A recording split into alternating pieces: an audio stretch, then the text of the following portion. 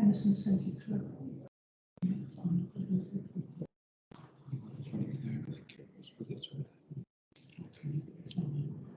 Commissioner, the meeting is now live. Good morning and welcome to this meeting of the Strategic Policing and Crime Board on Tuesday 27th of June 2023 at 10 a.m. My name is Simon Foster and I'm the West Midlands Police and Crime Commissioner, and I'm joined or will be joined this morning by members of the board: Assistant Chief Constable Jane Mear, Assistant Chief Constable Claire Bell, police officers and staff and representatives from the Office of the Police and Crime Commissioner. We have times attached to the agenda items and I'll be having regard to these in the interests of an effective and efficient meeting and to ensure that we complete the meeting within the allocated time. If during the course of the meeting people want to contribute at appropriate times, please raise your hand and I'll bring you into the meeting as soon as I am able to do so. Agenda item 1 is apologies and Police and Crime Commissioner update. And we have apologies from the Chief Constable and Deputy Chief Constable. Are there any other apologies this morning to record for the purpose of the minutes? I don't see anybody indicating, so we will just record those apologies given prior to the meeting. There are no further apologies. I have 3 matters in relation to my Police and Crime Commissioner update. Firstly, on the 10th of June, I attended the Safer Custody Training Day for my volunteer independent custody visitors and appropriate adults. Having a team of independent people fully trained who have the authority to attend custody centres to check on the safeguarding and welfare of people who've been detained by the police is a vital service. The police rightly have the power to lawfully detain people and question them for the purpose of a police investigation, so as to determine whether or not to charge a suspect with a crime. However, that power must of course not go unchecked, and I have a statutory duty to provide an independent custody visitor scheme.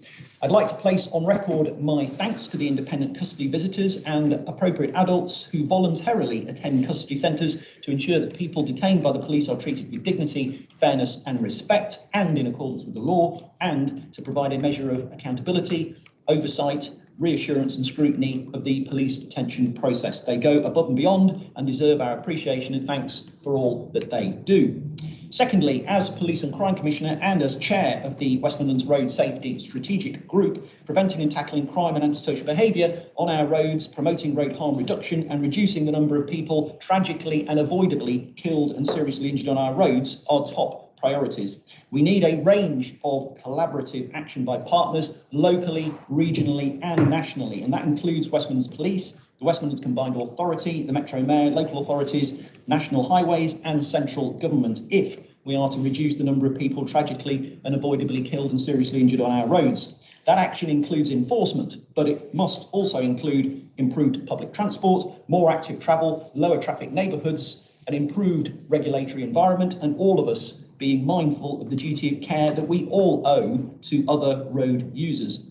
Unfortunately, the reckless financial cuts imposed by central government on West Midlands Police over the past 12 years and the consequential loss of police officers and staff have made it significantly more difficult to prevent and tackle crime and antisocial behaviour on our roads. That was a big mistake, and it has undoubtedly contributed to a rise in crime and antisocial behaviour on our roads. The action I'm taking, amongst many other matters, includes holding West Midlands Police to account to prevent, tackle and reduce crime and antisocial behaviour on our roads, supporting the rollout of average speed enforcement cameras, funding and supporting action to prevent and tackle antisocial and dangerous car cruising and street racing, and working with local authorities to take on responsibility for moving road traffic contraventions and to ensure a region-wide approach.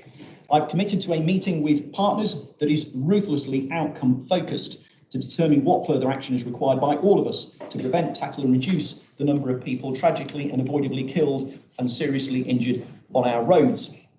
And finally, on the 13th of June, the Chief Constable and I attended my Public Accountability Forum. We have a verbal update on the forum at agenda item 7, during which we will hear about the event in more detail. However, I want to thank everyone who took the time to attend the event. It was much appreciated. The forum was organised as a consequence of the outcome of the case review that concluded, amongst many other matters, the Metropolitan Police is institutionally racist, misogynistic and homophobic, failing on so many levels that the crisis is existential, has lost sight of the fundamental principle that policing is based on consent, and has missed repeated opportunities to reform over the decades.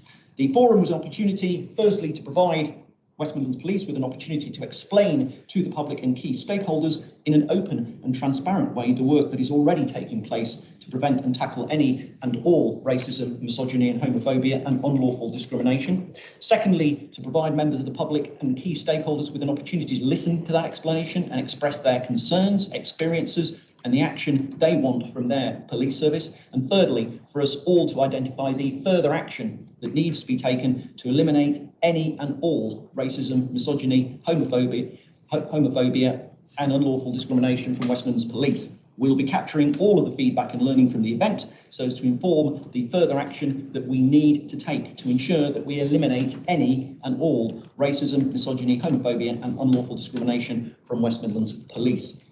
Agenda item 2 is notes of the last meeting, which took place on Tuesday, 23rd of May, 2023. Are there any matters arising from the notes of the last meeting? I don't see anybody indicating. If not, then they are agreed. Agenda item 3 is questions from members of the public, and we do not have any questions from members of the public today. Agenda item 4 is questions from members of the board. We have 4 questions from members of the board. There are 3 questions from board member Kath Hannon and 1 question from board member Pinder Garkle. Can you please ask your first question, Kath? Sure. Good morning. Morning.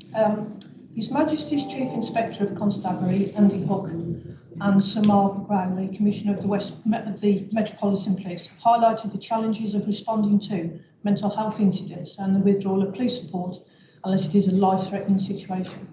What is the position of the Chief Constable in this matter, and how will West Midlands Police resources respond in the future? Thank you.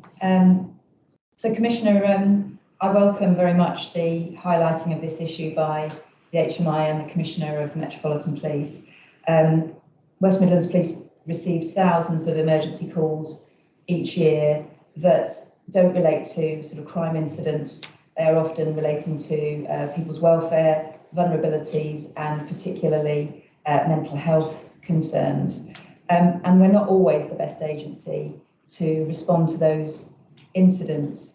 So the debate that's being had within policing at the moment follows on from some work from Humberside Police, where they implemented something called Right Care, Right Person. And that's very much an approach looking at making sure that when members of our communities are in need, they get the right service from the right professional. At the moment, it seems very much that the police service is filling a gap where perhaps other services are unable to support members of our community. And the reality for policing is that we need to make sure that we can manage the demand that is placed on us and actually provide the relevant service to our communities that policing is actually prioritised to deliver.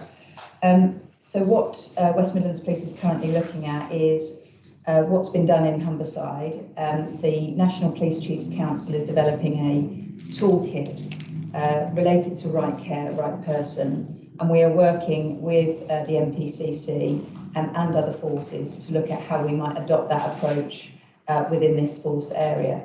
And the aim of that is not to withdraw from critical policing services and not to be there when people are in crisis and need a policing response. What it is there to do is to try to make sure that actually it's the right professional and the right service that a member of the public receives, and it is not always policing that is the sort of last resort. We will work with partners to make sure that any implementation of Right Care, Right Person is managed in an appropriate way to make sure that we don't leave any gaps for the public. But we do need to make sure that the additional demands that's being placed on policing starts to reduce in order that we can focus on our core responsibilities. So by adopting the approach, our consideration is that the service will be better than it is now. Police officers are not the right people to deal with people who have mental illness and some other vulnerabilities in all circumstances. And we will work through our local policing area commanders and our partners to make sure Right Care, Right Person is delivered in the right way within this force area. But just to follow up on that, if I may. So all of that is predicated by whether the other services who've created that gap can now fill that gap. So from a local perspective, how geared up are those other services to take the demands that the police wants to? So this is a national debate, and it is being taken forward by government departments alongside the NPCC to recognise actually there is an acute need to deliver these services across our partners. I think you're absolutely right, Kath, with current public sector funding and reductions across a number of our partners. We need to be very clear on how we work jointly together. But we also know there is an element of duplication, and there's an element where we could work more productively and efficiently together. And that's where we're trying to work through with partners how we would adopt that approach locally. And in each area, it may require a slightly different response. But that is how we are going to approach it over the next few months with partners before we implement it fully. So I guess what the public will want to hear is that individuals will not be left in crisis without some service, whether it's police or somebody else, providing that's help and support. Our fundamental duty is to protect the public and to protect life. And if people are in crisis, the police will always step in and respond. We just need to make sure that we are not taking up the slack from other services and not and delivering almost the wrong service to the public, because we are not sharing information with our partners and not working with them closely to make sure the right care is given to any person in need. Thank you, Chair. Thanks very much, Assistant Chief Constable. Can you ask your second question, please, Kath? Media headlines claim the Chief Constable has either declined to respond or ignored calls to apologise for prior homophobic treatment of LGBTQ plus people. And the Chief Constable clarifies position on this issue. Okay, so I represent the Chief Constable today, and I have spoken to him about this issue. Historically, West Midlands Police, like other police forces in England and Wales, were responsible for enforcing laws which we would all view very differently today.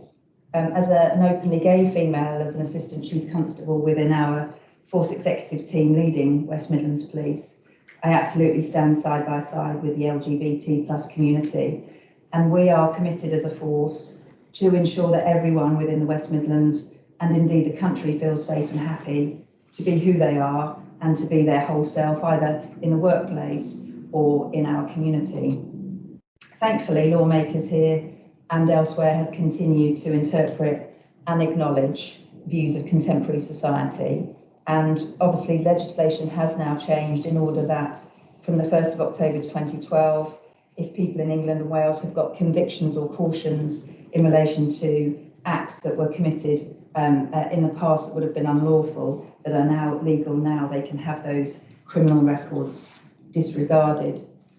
At this point in time, the Chief Constable is not minded to make a formal apology at this time. The role of police is always to apply the laws that are made by politicians who you and I elect as citizens of this country. And that was what was done in history.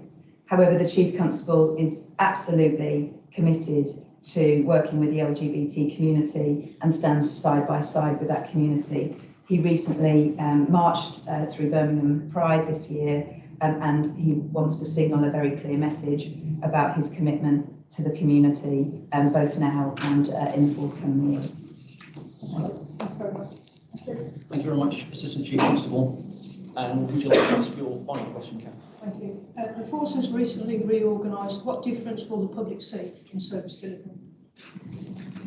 Thanks, Kath. Well, I'm pleased to say that we are already seeing improvements after the remodelling, and Claire, as the Assistant Chief Constable in charge of local policing, may want to add a few other points. But in reality, the public will see an increased neighbourhood presence.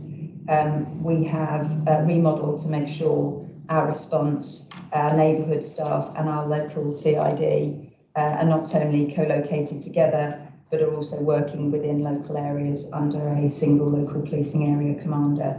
And we're starting to see performance improvements as a result of that. So in particular, our response times for the community are starting to improve. So when we respond to an emergency 999 call, we're seeing improvements, but also when we go to a priority call, we are seeing times reduce. In addition, we're starting to see improvements in the investigation of crime, with our positive outcome rates for offences like burglary, dwelling and robbery seeing monthly increases since April.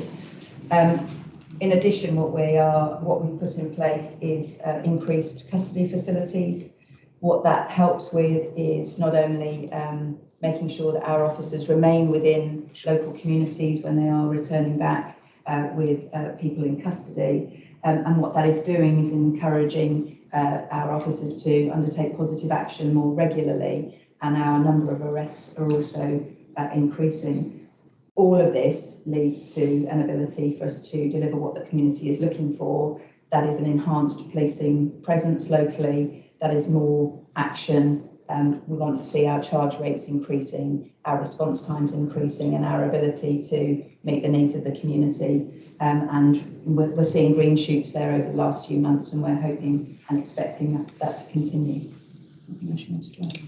I think what I would add, I mean, I think was it last month, with a paper around the changes and did discuss the way that this has landed really well with our staff.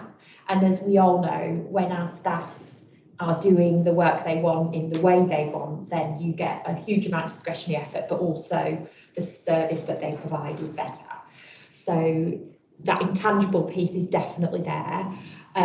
We talked last time about Birmingham. So Birmingham is a new entity. Although we talk about Birmingham, we have never had a single local policing area as Birmingham. So they're doing incredibly well around their responding and their investigating. But like anything that's new, we need to make sure that we balance the neighbourhood policing, the offender management, as well as those other areas. And so work, as we described last time, continues with partners in Birmingham to make sure that we balance off all the areas of local policing.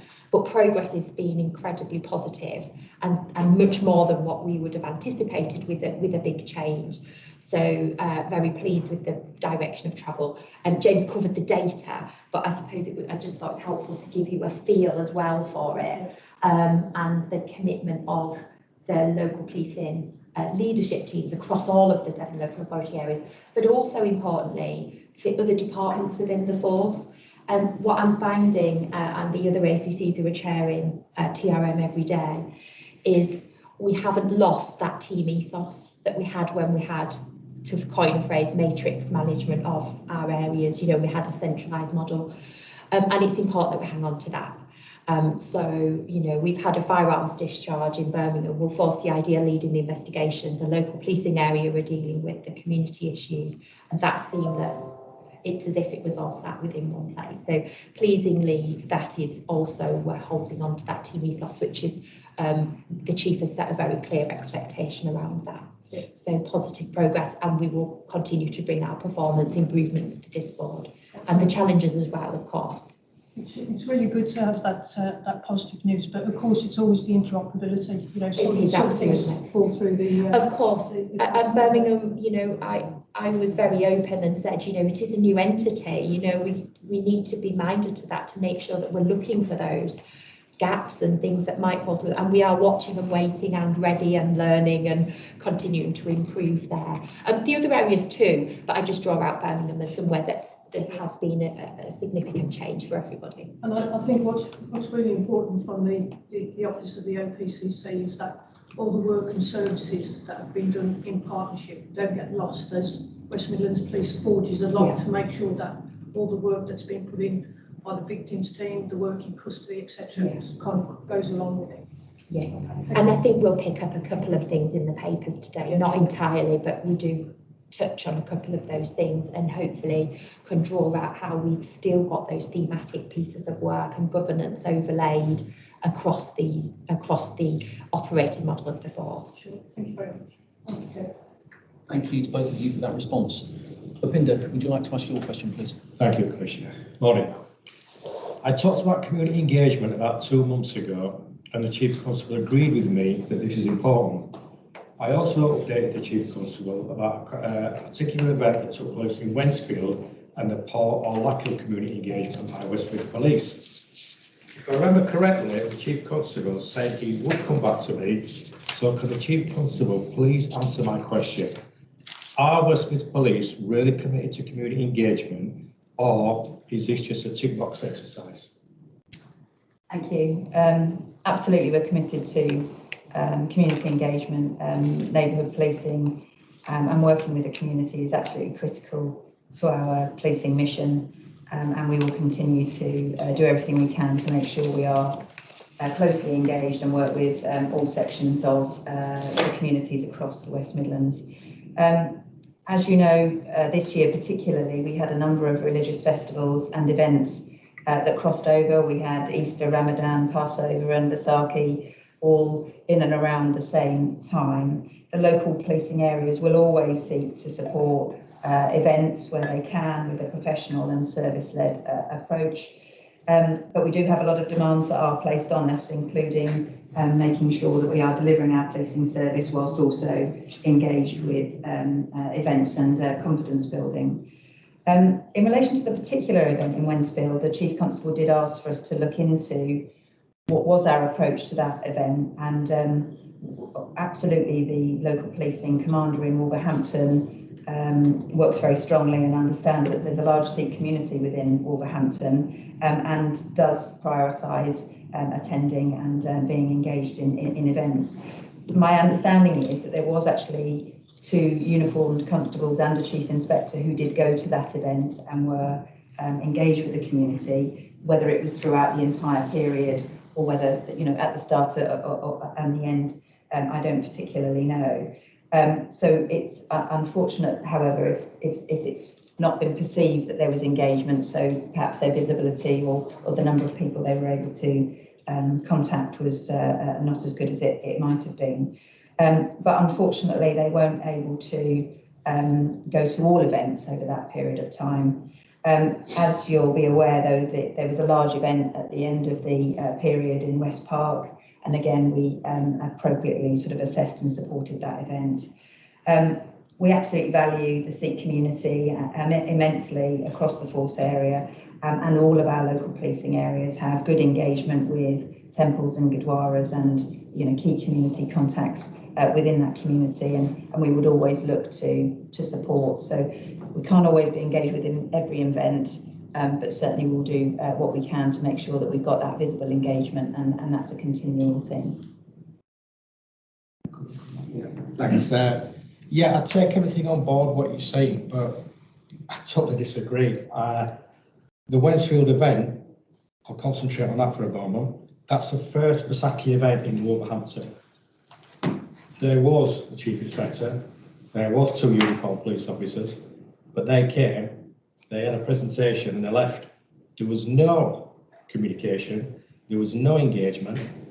They simply got the picture taken and left, and that was it. The only people that were there that actually were engaging with 5,000 people were 2 PCSOs from Willenhall. That was it. And it wasn't just a last minute email.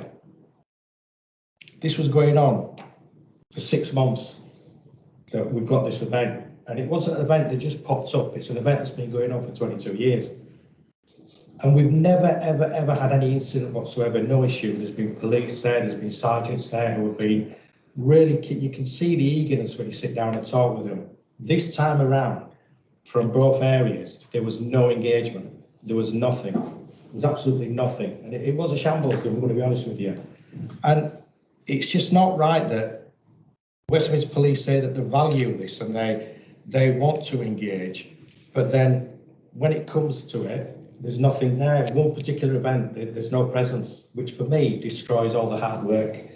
And I just want to bring up another point as well. When we talk about community engagement and NPT, we've got a certain area in Wolverhampton where there's late night parties going. Now, we've contacted the local policing, we've contacted the local inspector. Again, nothing. You can see the tumbleweed flying by. Now, all people want to do is just enjoy themselves, go to work. But when there's incidents going on in local green area, 1, 2, 3, 4 o'clock in the morning, and there's no police presence, I'm sorry, but that's not engagement. That's not engagement. I would agree. If you've got concerns and you haven't been able to get a policing response and you haven't been contacted, that's something I'm sure Claire's already going to scribble down and make sure that she gets in touch with the local policing area commander.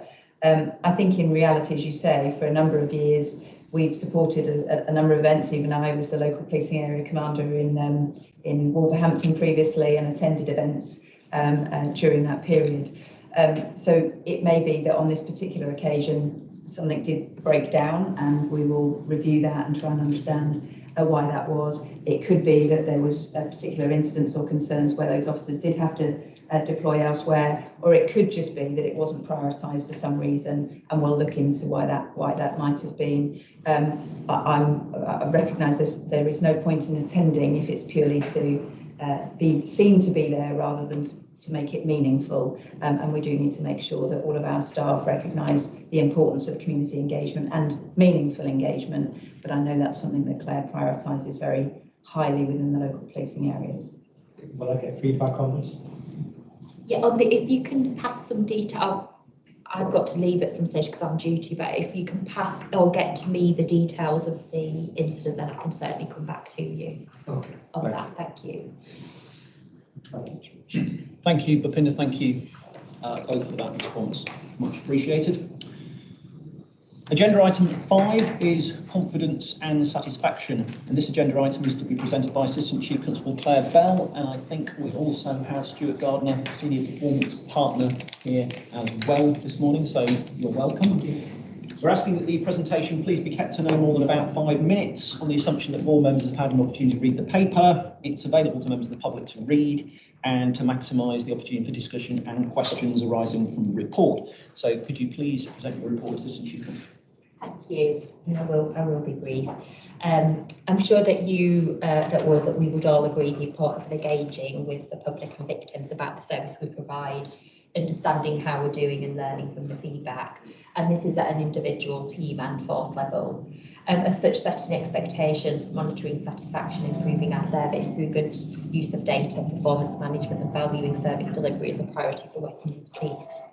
The paper lays out the journey of citizen satisfaction, and currently we measure how we are performing through SMS surveys sent to citizens that are dealt with by forced contact, and now under the LPA model, responding and investigating officers. We also survey post-live chat.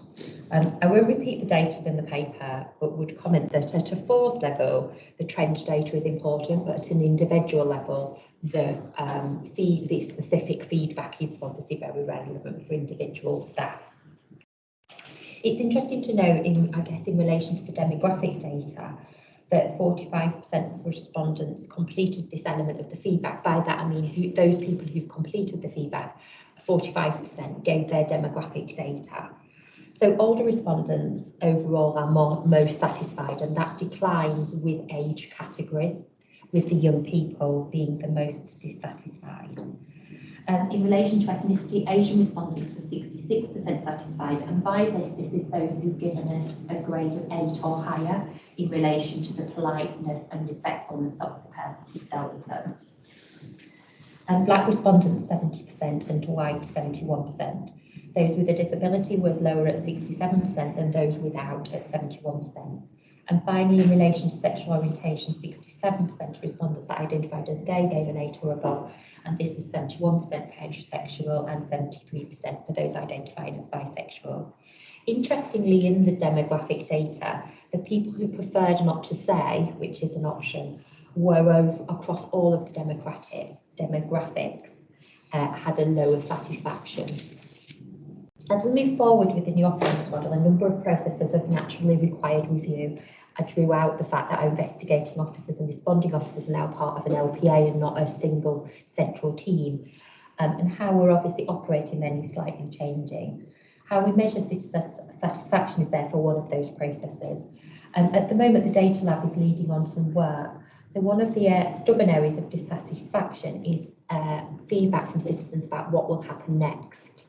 And so the data lab is looking at how we can draw upon free text comments from the SMS surveys in order to get a greater insight into that, and not least the processes as well as the actions of our staff in relation to that area in particular. Just moving on to other areas of development around satisfaction and understanding what's going on. Pleasingly, West Midlands Police will be a pilot force for the new Home Office commissioned National Victim Surveys, and this will involve all victims. It actually started, I think, from the Vogue work, but it is a piece of work that's looking at all surveying of all victims of crime. And the force continues to prioritise service improvements and adherence to the victim code. We now have a dedicated superintendent. A new victim strategy is just about to be finalised, and this is supported through a delivery plan and tracked through a monthly victims thematic board. This board involves all departments and LPAs involved in the victim journey. And I end just by mentioning WM Now. This is our community messaging service that delivers up-to-date information from police partners to inform and engage with citizens. And sign-ups has been a key focus up until now, and we now have 120,000, which is an increase of 8,000, and all the LPAs have seen an increase in this area. I'll pause there for any questions. Thank you. Thank you very much, Assistant Chief Constable. Going to open that up to comments, questions or matters arising. I know Tom wants to come in, and then we'll have Kath. Tom. Yeah, thanks, Commissioner. Got a couple of questions, kind of bigger picture questions, but they might elicit a specific answer. Obviously, restorative justice is designed to be something that really can bring satisfaction with the process, either for low level or serious crime. And obviously, that isn't just about satisfaction with the police. The police have a big role to play in whether restorative justice happens. Do you think WMP, well, are they really looking seriously at how to maximise the use of the restorative justice services that the Commissioner, commissions and others that are available in the West Midlands? And if you're not already doing it, do you think we should be, given how fundamental it can be to victim satisfaction? So when you talk about restorative justice services, are you talking about some of the referral pathways that are available for out-of-court disposals and the like? Is that what are you referencing something broader? It's available kind of at every different stage, isn't it? So, I mean, I think there's probably opportunities to expand its use across all available pathways. Those are the programmes. I'm just trying to get, that we're talking about. I think we've had an ambition to use the pathways that are available for us for both the rehabilitation of offenders, but also the satisfaction of victims for a long time. And I know we've talked about this in the past. It's a really stubborn area for us to get our staff to engage in this at the volume that we would like, isn't it? And I think we've done a number of pieces of work to try to understand why that isn't as easy as what it feels like it should be to us. So if you remember, we did a survey around some of the work that, and I refer to out-of-court disposals because I absolutely appreciate that there are other ways to do it, but that is our core process to engage those pathways. And I think what we learned was that some of the processes that are hardwired into how we work can put off officers from doing that. So, for example, they will hold on to a crime report for many weeks. Yeah. So the out-of-court disposal team is, I think the sergeant and half of the team are now in place, and we expect the rest of the team to be in place in the next 4 or 5 weeks. So that is progressing really well.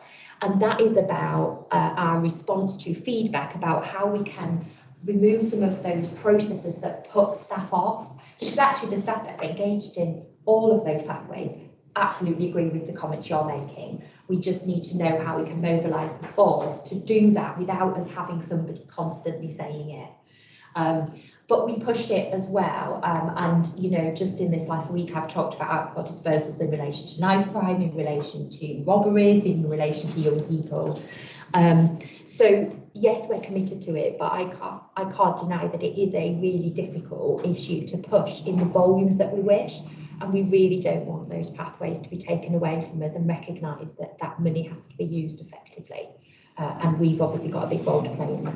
So that's very assuring about kind of how important you consider these routes. I guess, based on what you just described, are you confident then that there is a sufficient degree of urgency and attention to this? So absolutely around the out-of-court disposal pathway, and I do think that that is what we need to embed, because we need to use language that our staff get, our whole staff, not just the individual specialist staff who can absolutely absorb the whole concept of restorative justice. But the out-of-court disposals team absolutely confronts those process issues that have been barriers.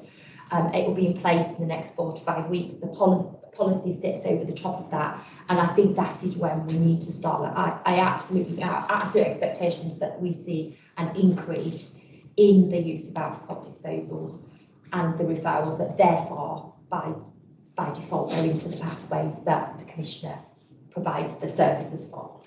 Okay, thank you. Tom, sorry, before we move on to your next question, if I can just jump into that conversation. So the Restorative Justice Hub, the officers that were in there now have been taken out, and I guess they've probably gone into your new team, etc. But I'd have to check. I don't know about the individuals, but I'd make some assumptions, but I can check for you. Okay, so on one hand, we know that restorative justice is really important and it plays into confidence and satisfaction, but on the other, all the police officers have been taken out of that partnership hub. And in addition to that, the changes that have come into place with custody, so we do have new custody blocks, but I would suggest there's probably a disconnect between the purpose, which is to get more offenders in there and make sure the officers have got time to do it, etc.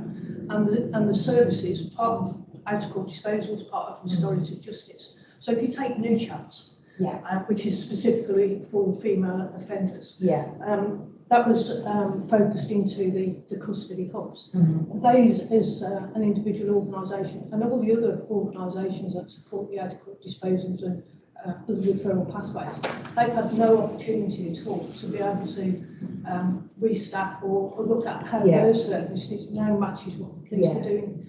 So I think it's really important, and I'm quite concerned about that interoperability, about making sure those pathways and those individuals that help people into pathways have actually got access to custody.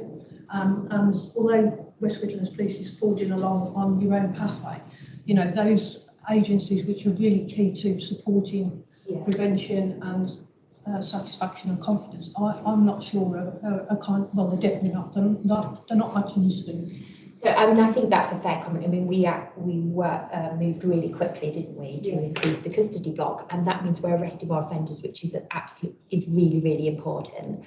I think we recognise that some of those we need to now work to make sure that some of those services catch up, and certainly. So I don't own criminal justice, so I don't know some of the detail. But I have been having those exact conversations around serious youth violence, for example, and with the VRP around how we make sure that we can either have peripatetic services available for some of those referrals, or we then look at where prisoners are taken, for example, for certain types of prisoners, etc. So there are a number of options that can be put in place to smooth that out and get us so that we're working more collaboratively in that way. I accept that the timing has meant that we've gone and then we need to kind of work with that, but it's just working through those. And unfortunately, I can come back to you with the detail, but criminal justice would have more of that detail available to them. And I think it's really important, Chair, that that's documented so that we're absolutely certain that the services that you commission and pay for are docked into this, so we don't miss people, because there is, you know, I've been there, seen it. There is gaps that can be created if organisationally one organisation, you know, steams ahead with their own agenda, and the others are kind of left behind. Thank you. Thanks, Kath. Do you want to ask your second question? Yeah, just to respond on that, we are giving them personally a lot of heat on that specific point, because even before the changes, new chance referrals just completely died off, despite it being so successful. We're worried if the same would happen to offender to rehab, so there is kind of like very consistent dialogue on that. But your question's obviously spot on, because concern remains. I'm hoping there's an opportunity for it to improve as a result of this, rather than go backwards. But I get all the time, right across West Midlands, people really concerned about giving intelligence on anything from very low level crime to really serious crime, and they just don't really feel like there's a feedback loop, or they're worried it's not being acted on, or they don't see it being acted on. Sometimes I know that's because it takes a long time for the police to really build up an intelligence picture and act on it. Some of it's not proportionate to act on it.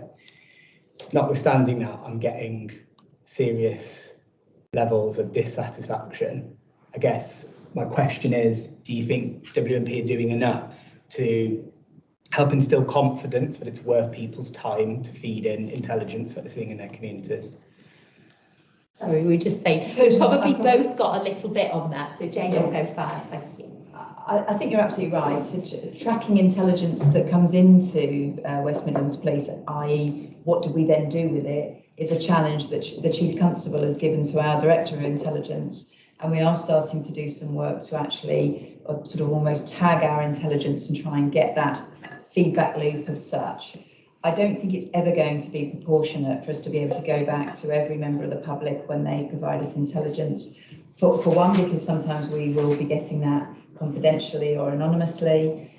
We also get it through a variety of routes. It can come through calls for service, it can come from members of the public on the street, it can come through our officers.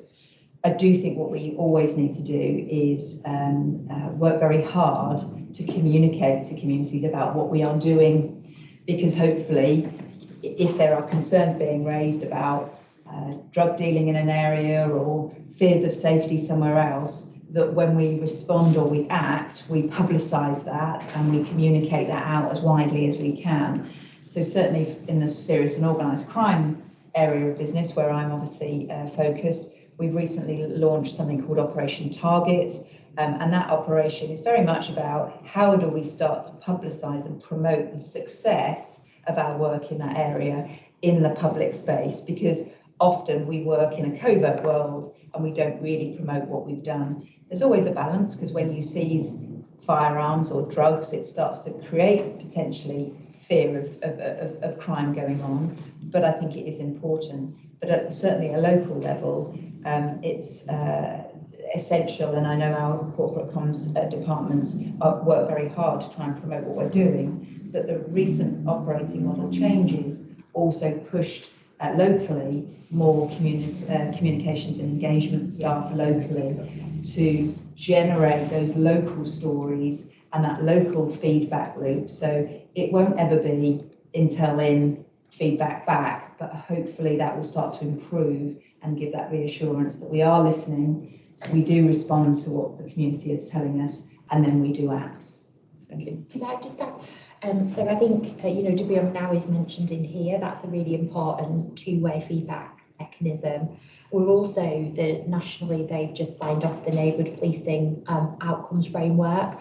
We've had for 12, 18 months the neighbourhood policing principles.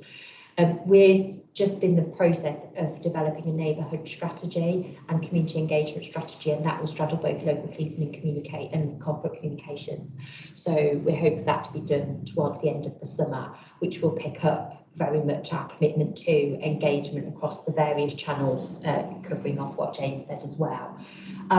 But one of the things that's happened, I think, with the new operating model, which has certainly been more improved than we thought it would be so quickly, was that local communication officers. So they are now co-located on local policing areas. I haven't got the data with me, but the increase in local posts, local to people, has improved and increased significantly.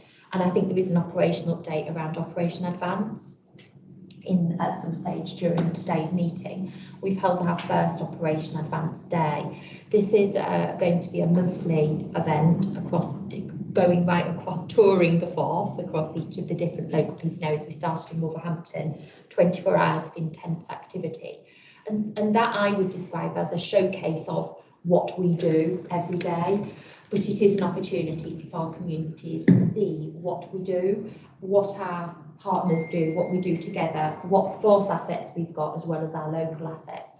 As that continues, this is going to be a rolling thing. We really do want to build in the local intelligence so that we can do absolutely more of the you said we've done type of ethos. So Wolverhampton, for example, now, after their first event, will are surveying their local people, and we hope then to demonstrate, and it is a demonstration because it's one day insight, because the reality is we can't always show everything we do, but that's another example of us, I suppose, trying to draw out the things we do every day, but in an intense way, so that communities can see that, which is trying to, I suppose, achieve, as Jane says, it's impossible to feedback on individual pieces of intelligence and information. Yes. Tom, you got one quick follow-up point, and then come over to Kat.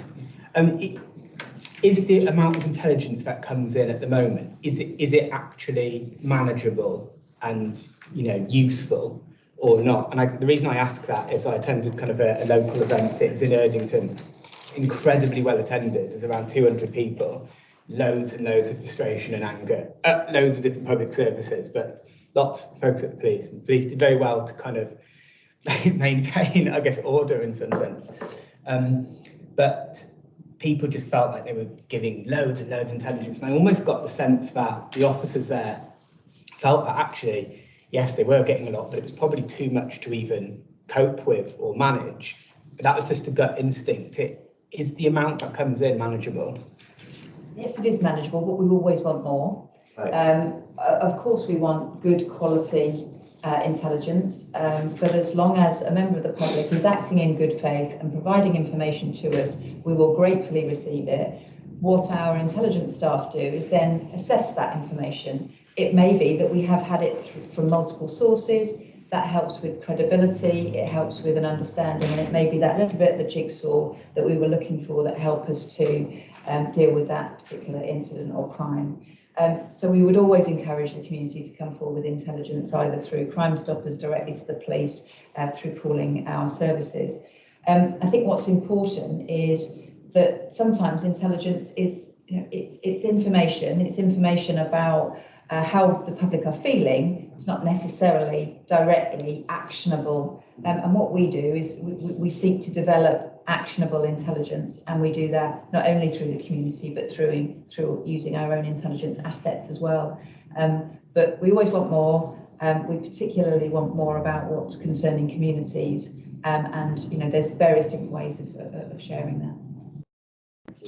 Thank you very much, Kath, and then we'll have Chief Executive Jonathan Jardine. Sure. I think the report is an opportunity miss for you, because I was neither confident nor satisfied in reading it. And if this is the breadth of what's going on in West Midlands, which I'm sure it's not, it doesn't do justice in, I think, in giving confidence to the public about what is going on. And I format that around, if we just take the citizens charter, that process started in well over 3 years ago. Yeah, on the basis of this, we're back to understanding the current requirements, etc.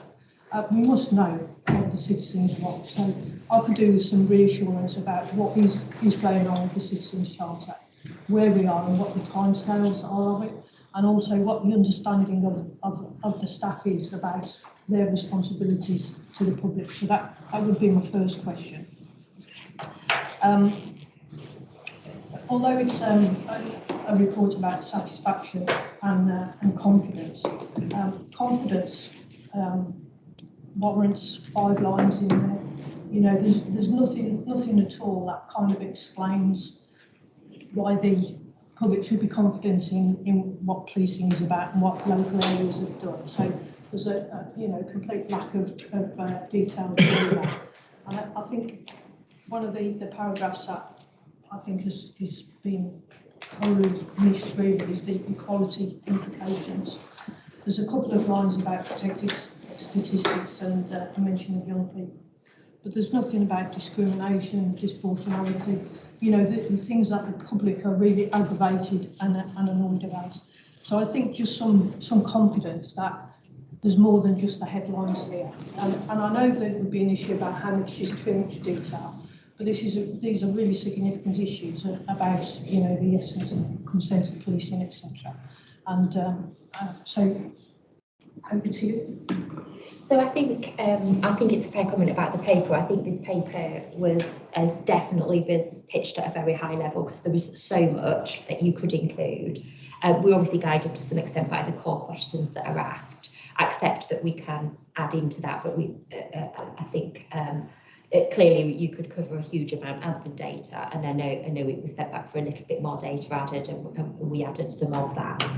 I think that the paper we're going to go into about Stop and Search covers actually a huge amount of what we're talking about, because the work that goes on there is an area of concern for the public where confidence, particularly rather than satisfaction as such, although we're going to describe the work that we're doing around satisfaction, for want of a better word, around how stop and searches are carried out, would cover that as well. So you're right, there is a depth across all areas of policing where we're trying to understand how we interact with the public, that covers off young people as well.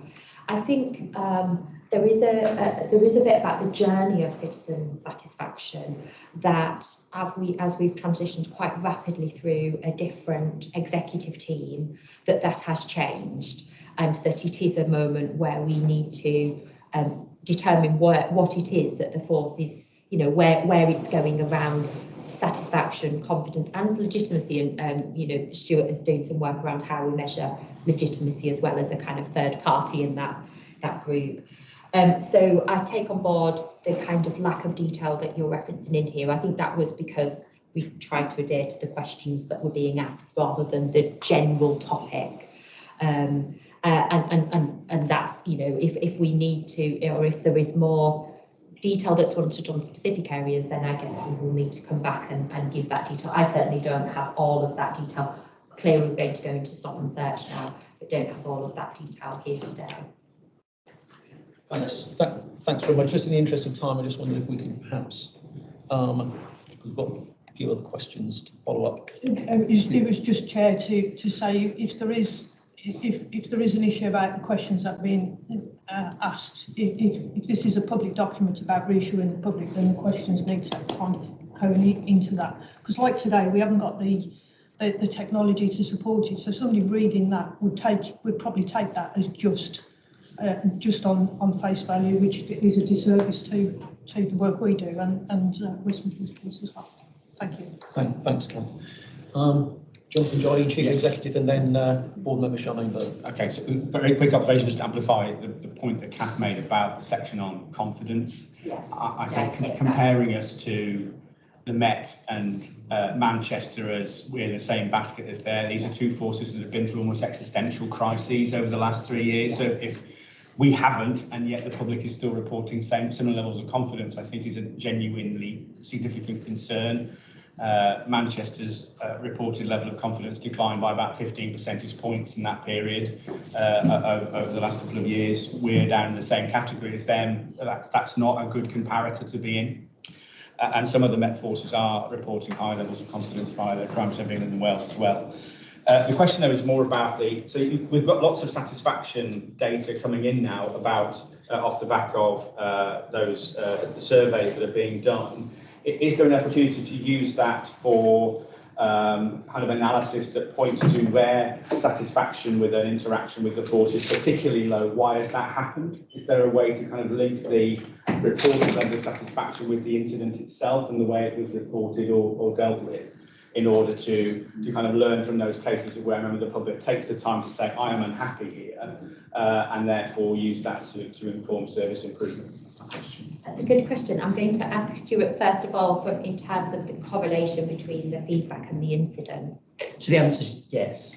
And I think in the paper it talks about the level of dissatisfaction about time taken. So certainly when we've been at our busiest in terms of the telephony, and I think that's the one thing that the new chief and the DEP come in and say, this is a priority that really needs to improve. And we've seen those improvements over the last 2 months. When the data comes, hopefully that time taken that affects the overall satisfaction levels will come down, but you can track it on actually this was that call, it took 4 or 5 minutes to answer and someone was dissatisfied with it. There are some other aspects though of the data that you've got around, for example, investigations, where again you've reported that the satisfaction levels are lower. I think there's an opportunity there, if you can track it back to a particular incident or crime, be able to say, is it certain crime types that generate lower levels of satisfaction, or are there, you know, times of day or even individuals where satisfaction rates are varying? Yeah, and that bit where it says certainly the individuals or the times when people just haven't said what's happening next is one of those key levers. So actually people who do follow up and let them know what's happening, actually the incident itself, there's a general higher level of satisfaction. So it's drumming into the staff that these are the important things, this is what you need to continue to do. I think it'll be interesting to look at that data as we embed the LPA model, because some of those things, again, as we talked about the processes that we've had in place that create barriers to make things easy for staff, some things make it harder. You know, some of the processes will be being local responding officers, local investigating officers, and a local command team pushing the importance of their local public. The notion that you are therefore keeping your public up to date, whatever part of the process you're in, is something that we're absolutely pushing from a leadership and cultural perspective.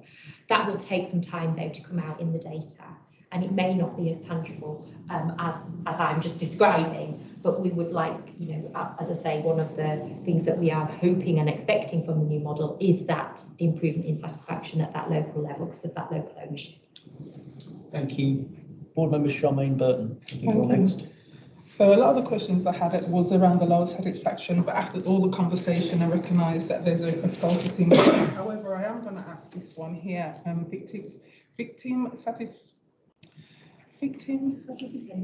results collated through S&M surveys note that 18 to 24-year-olds have the lowest satisfaction.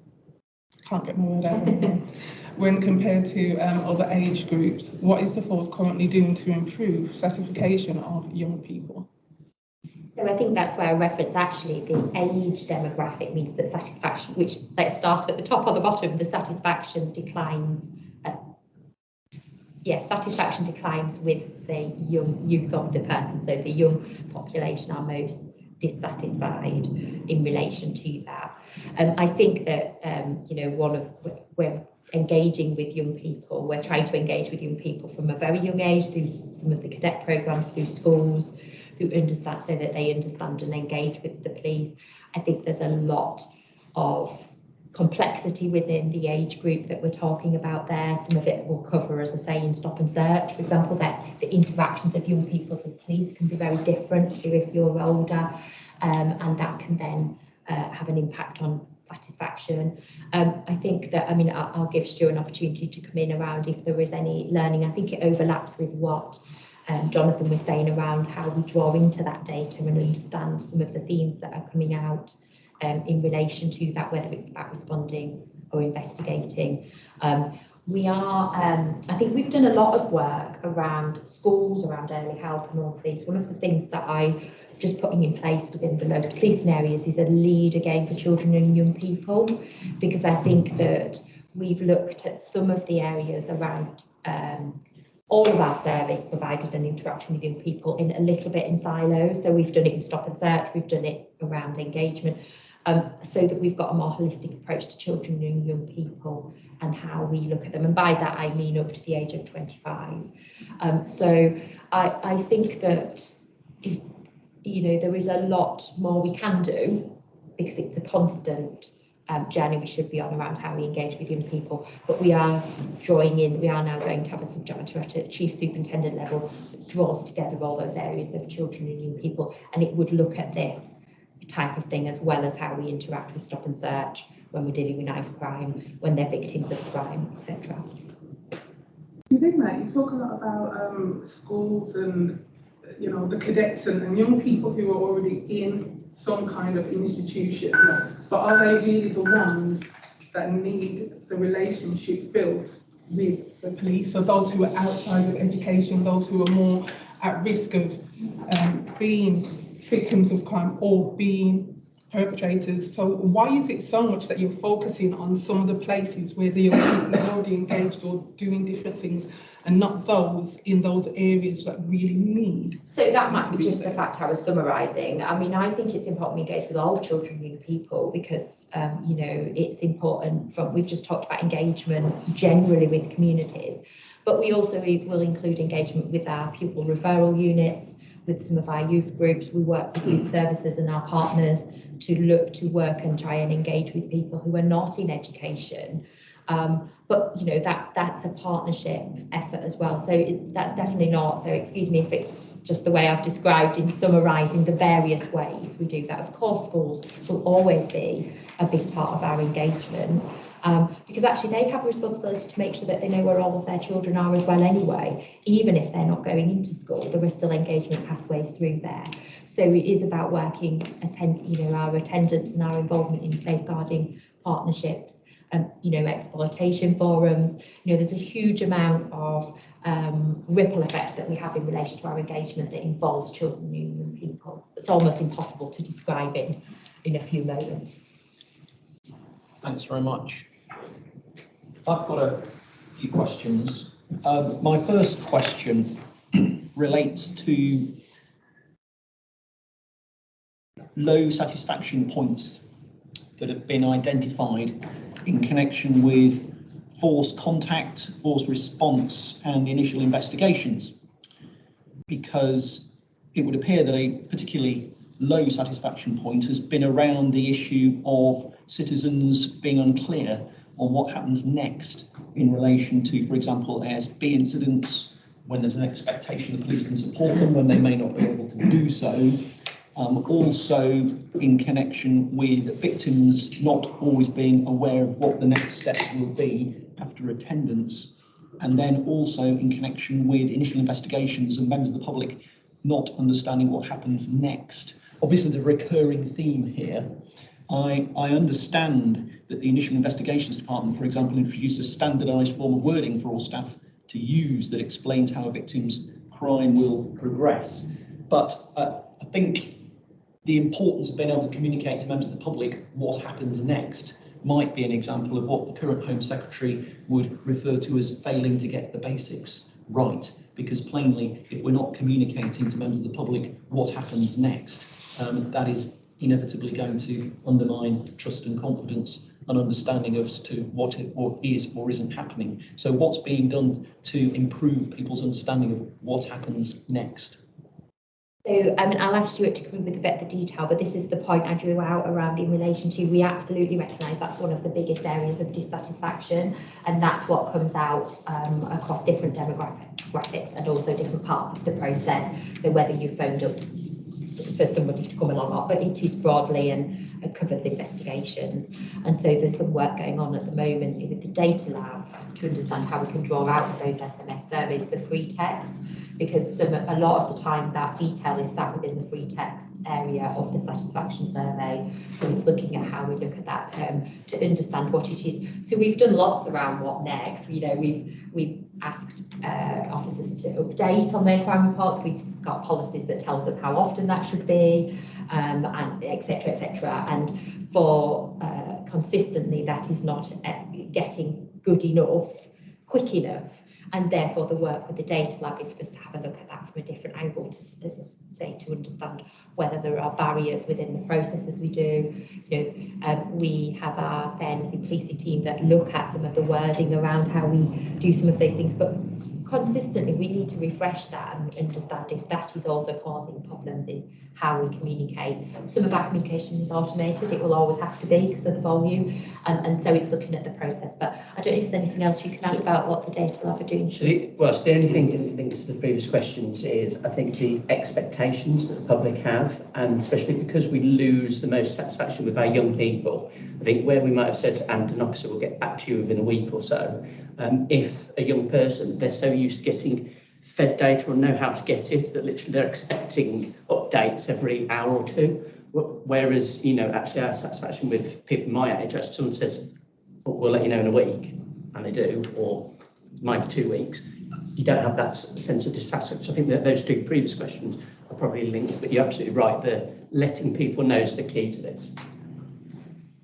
Okay, thank you very much. Kath, very quickly, because I've got... Just very quickly, so 80% plus of crime reported files within initial investigations.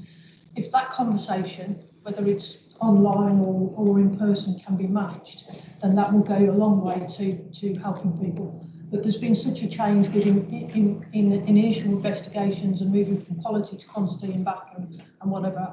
I think if you can get that bit right, that will make a significant difference. Thanks very much, Kath. In view of time, I'll just ask one more final question, and it's in connection with the section of the report relating to Victims Code update, which is paragraphs 23 and 24.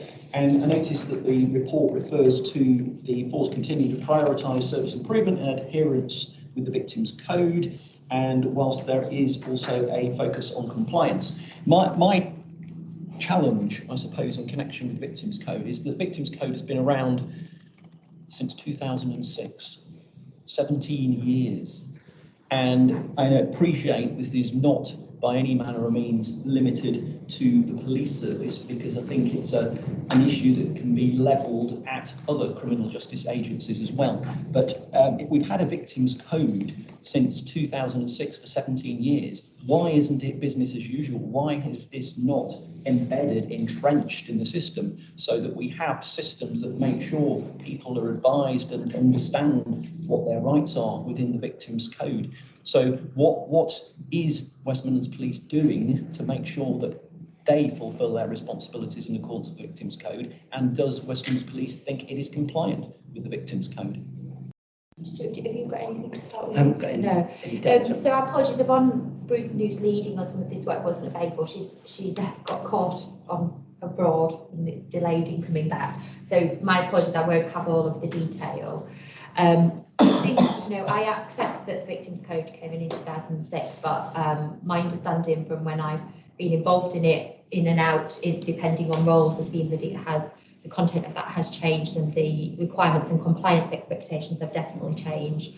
And I think a lot of the work that causes the frustrations and barriers with this is not the commitment to victims or the commitment to keeping victims updated. It is the systems and the processes and the measuring of compliance that has been repeatedly a challenge. So, for example, when we Connect came in, we changed the whole system, the whole compliance thing goes. So it's telling the story that I think has been our frustration, not the not doing, if that makes sense. And that would be my professional experience of the Victim Code, is in our ability to tell the story has fluctuated, improved, and then we've changed the system and it's become very difficult again. I think the statutory footing of this Victims Code has obviously has required some process work and some work with partners and things anyway. So whilst the content broadly, I guess, has been very similar, it has changed. And actually some stuff have been a little bit more complex and required quite significant process stuff behind the scene. So I think that is what has been the frustrations and the feeling like it hasn't been entrenched. I think it's our ability to tell the story about that compliance that has been the problem. Does that make sense? I guess that's probably all I can say accurately without more information from where we're at this moment in time. Okay, well, thank you very much. Thanks for presenting the report and thanks for answering our questions. Much appreciated. In view of time, we will need to move on. West Midlands Police are using a range of initiatives to build public trust and confidence in victim satisfaction. They include a citizen charter, victim satisfaction surveys, and the West Midlands Now community messaging service for neighbourhood police teams. It's essential that all these initiatives are subject to a process of continuous improvement. West Midlands Police must continue to do all it can to build on the action that has been taken so far. And it's clear there is a need for West Midlands Police to direct efforts towards improving the quality of everyday encounters with members of the public. Reducing the number of negative encounters will be effective in maintaining and building public trust and confidence. And we must concentrate efforts on building that trust and confidence of communities and victims, so that people who report crime to the police do so in the knowledge that they will be listened to, taken seriously and treated with dignity and respect at all times. Agenda item 6 is stop and search and use of force. And this agenda item, I understand, is to be presented by Chief Superintendent Andrew Parsons. You're very welcome. Or perhaps I'm going to present Chief Constable Claire Bell even. Thank you for that correction.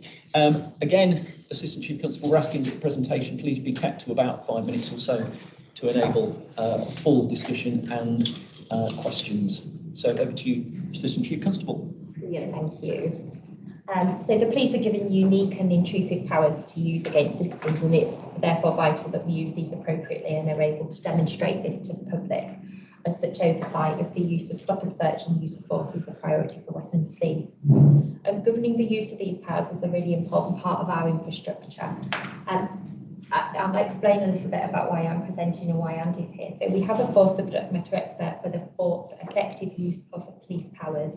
That has been Richard North, but as part of the changes we have moved, and we try to keep consistency, but we are just transitioning some of our subject matter experts. So Andy has taken over from Richard in that, and as head of criminal justice is in a good position, and has been head of response, is in a very good position to understand the use of these intrusive powers.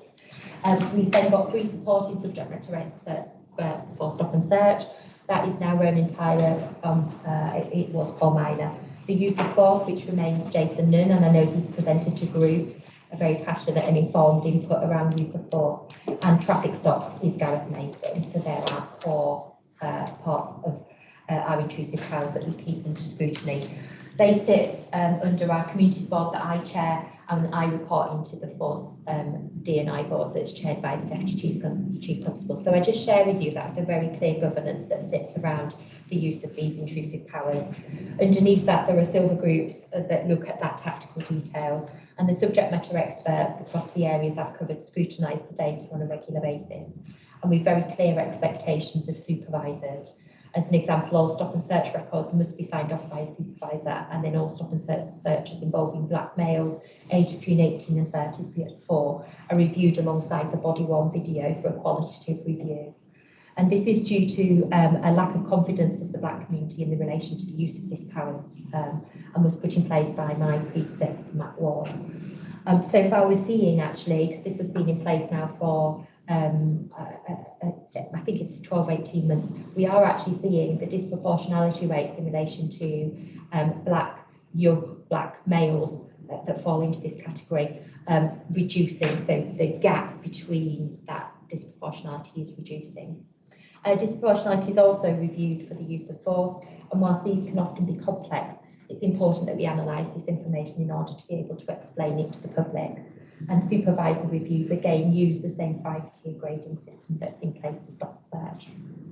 An officer must have reasonable grounds to suspect that a person has a prohibited article before they can stop and search, and this may be for an offensive weapon, offensive or bladed weapon, drugs or stolen items.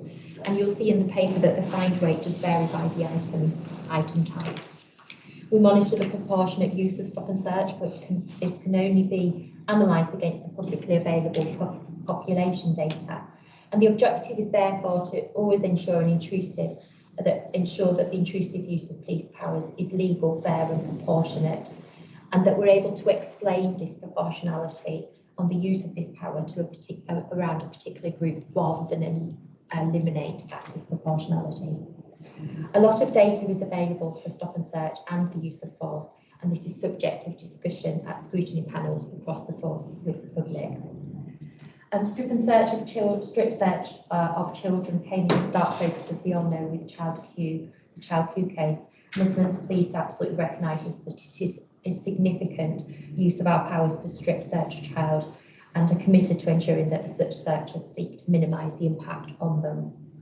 Some examples of strip searches of children are given in the paper, and a thorough review of the location of strip searches has taken place and is ongoing. So far, there are no concerns raised by that review, and that's been fully, although it's not been fully completed. And I reference that because of the reference to Child Q in relation to where the strip search in that case took place.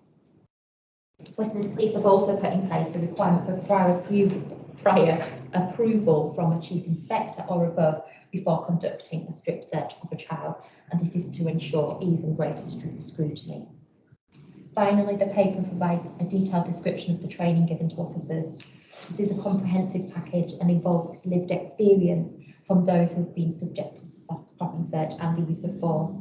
Involving the lived experience, I think, is vital for officer learning. The introduction of the QR code that's referenced for those subject to stop and search feedback about their experience is the latest example of the innovation that we are using in order to seek feedback from those subject of this power.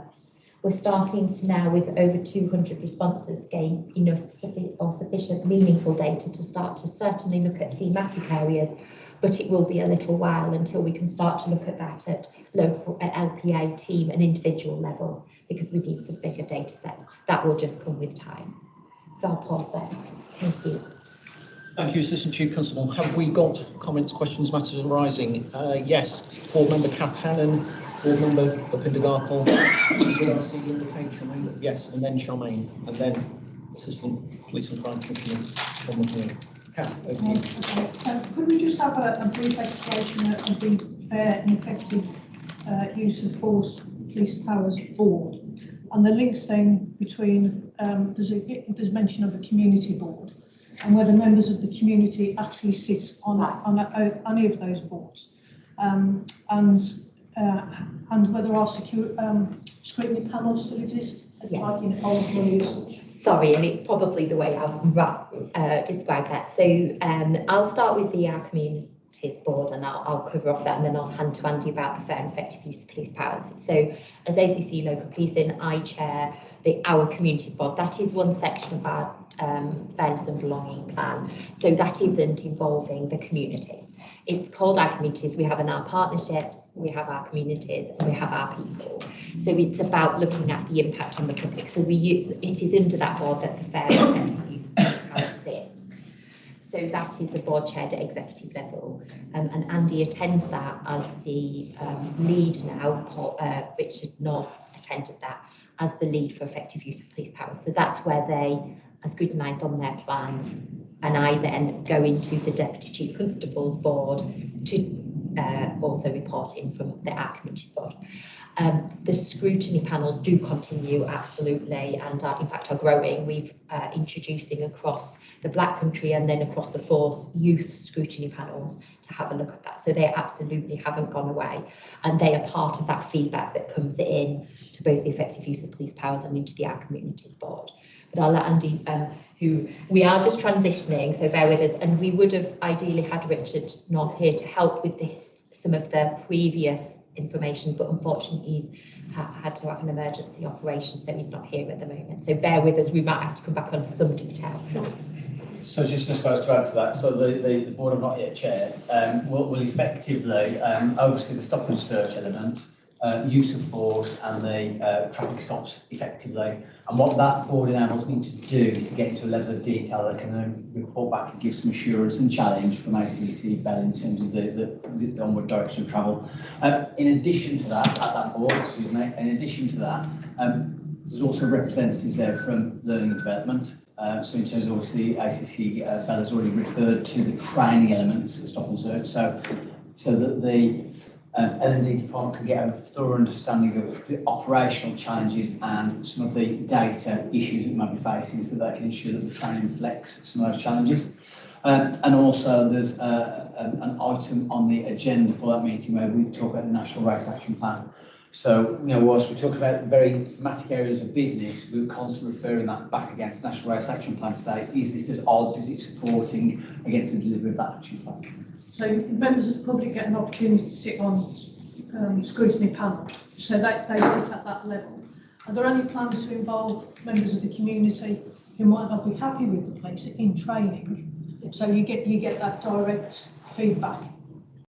Yeah, they are. So there's been a number of initiatives where I refer to the lived experience, where we have brought in people who've been subject of stop and search or use of force, particularly young black men, in order to tell and describe their experiences, so that staff can go in. There was a particular piece of work that was undertaken where that was undertaken with a number of frontline officers, where they listened and then was able to ask questions and demonstrate. So they're kind of walking in the shoes of somebody who's had that experience. I think there has genuinely been some huge innovation in this area. You know, we certainly, I think, can say with confidence that we are absolutely pushing on all the boundaries to be as transparent and open as we can.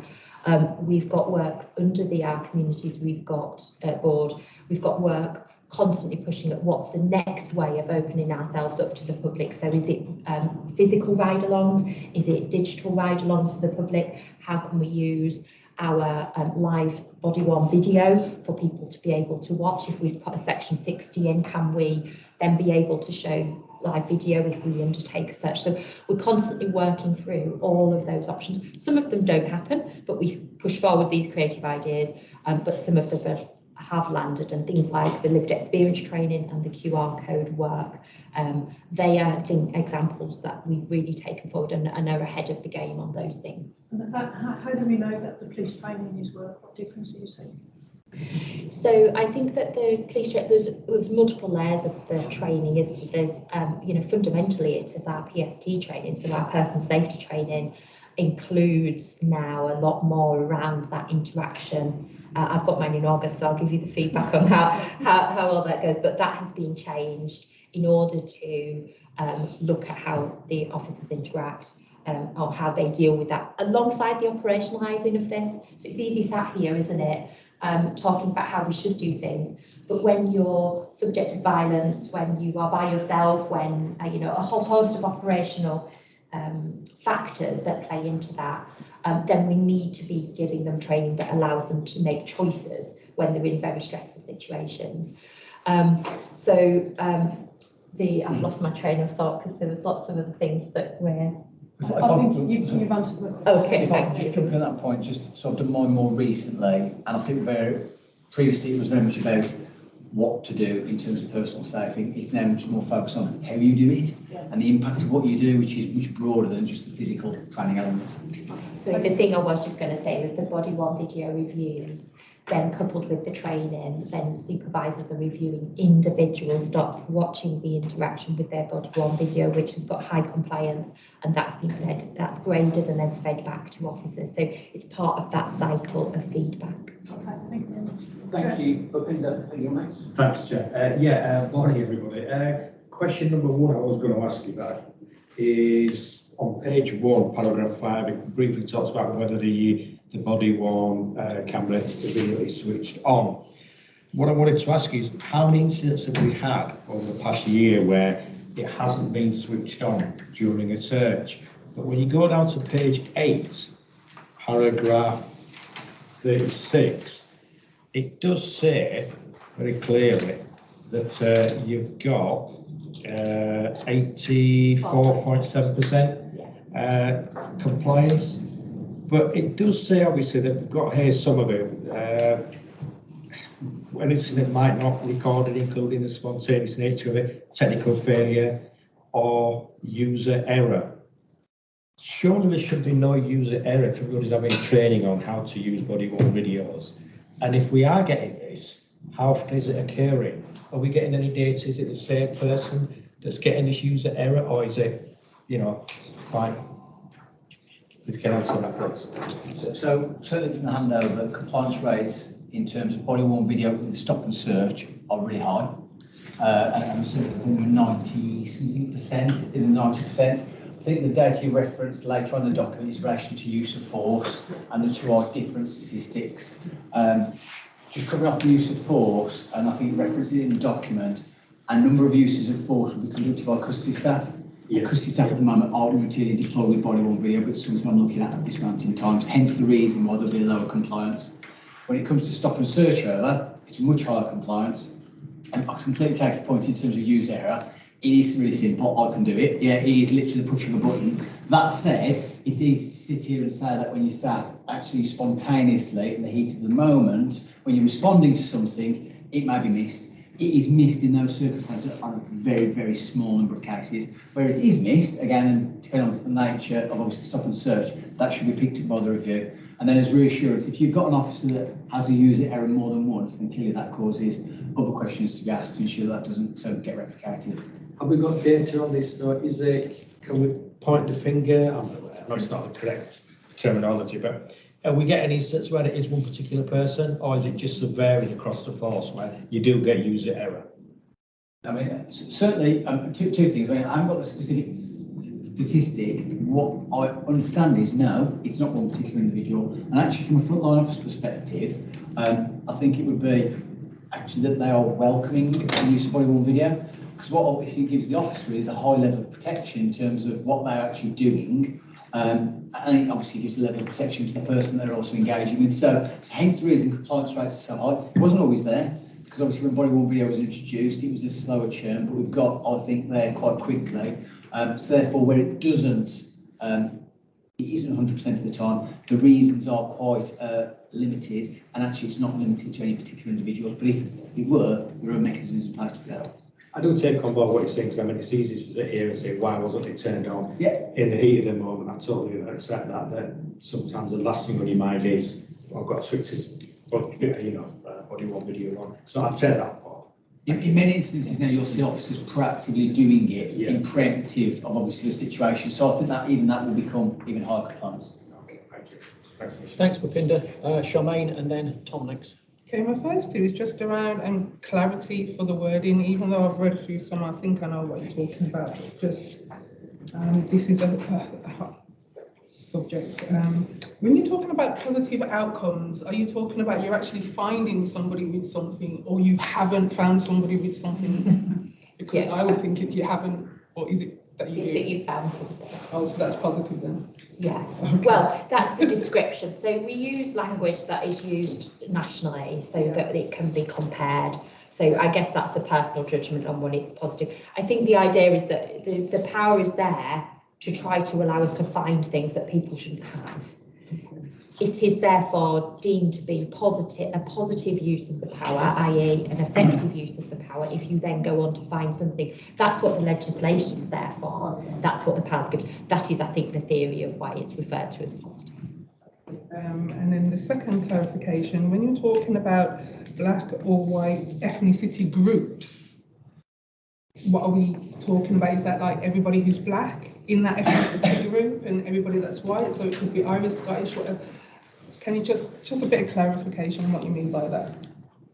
So are you saying, so where we've referenced the different ethnicities? Yeah. So that would be the self-identified Okay. ethnicity that the person gives us when we have that interaction.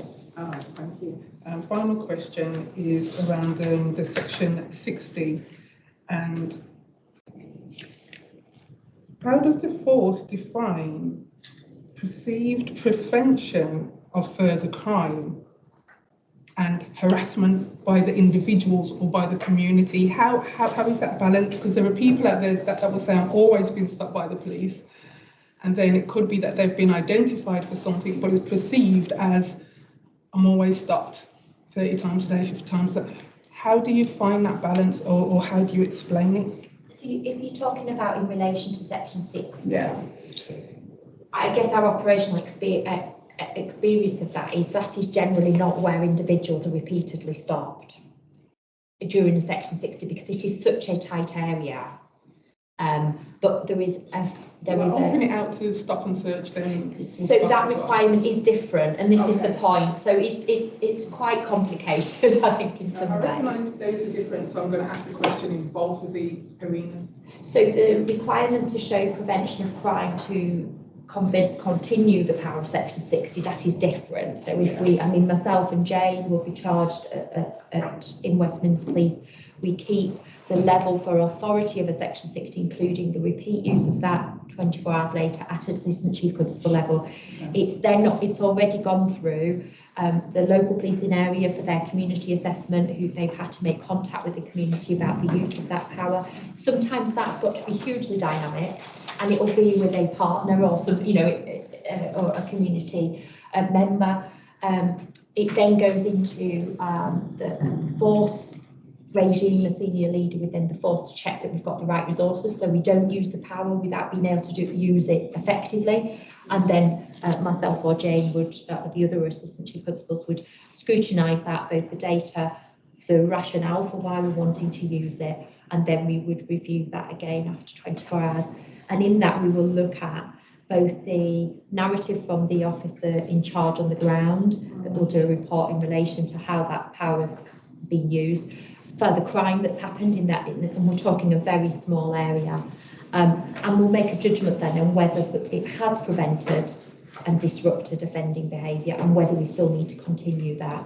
Sometimes tension is so high after an incident, we do need to carry that on after 24 hours. And that isn't necessarily that we've stopped search lots of people, because we're telling people we are there to do it. That can in itself sometimes be enough. Does that make sense? So it's a holistic assessment that we need to make. But it's one that we take incredibly seriously in the force. To keep it at our level is significant. Other forces don't keep it at that level.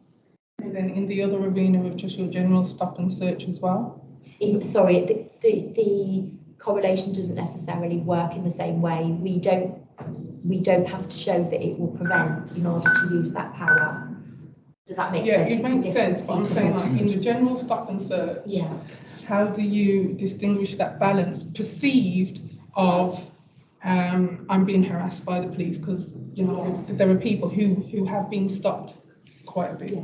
So this is about the scrutiny of the data that's in here and around us, looking at what you described as the positive outcome rates, the find rates, and as understanding then, are we stopping the right people?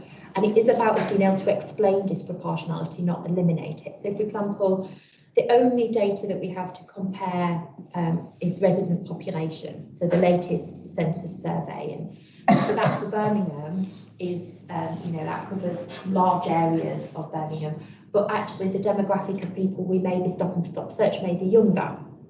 And therefore, that doesn't tell the whole story. So one of the things around the use of Stop and Search is we have got to look into that depth of that data and understand what we're doing. And that is the governance that we've described that takes place. It's some of it's data, some of it's the feedback around the satisfaction, around we now have QR codes, so people who've been subject to Stop and Search can give us feedback about it, how it's being conducted. It is about then looking, understanding how officers are using that power, where they're using it, how often, and as I say, that find rate and what effect it's having in relation to the impact it's having on crime and our ability to keep communities safe. So that it's the totality of it in relation to Stop and Search, I would say, that means that we look at that individual feedback from people who are stopped multiple times. Thank you. Just in the interest of time, we'll probably need to move on to the next question, Zach. Thank you. Tom. Yeah, thank you. Just wanted to follow on from Bhupinder's question, because obviously we have the Stop and Search Commission, and Westminster Police's kind of feedback to that is normally very, very good, and there's a lot of community involvement in that. It's a really high quality meeting.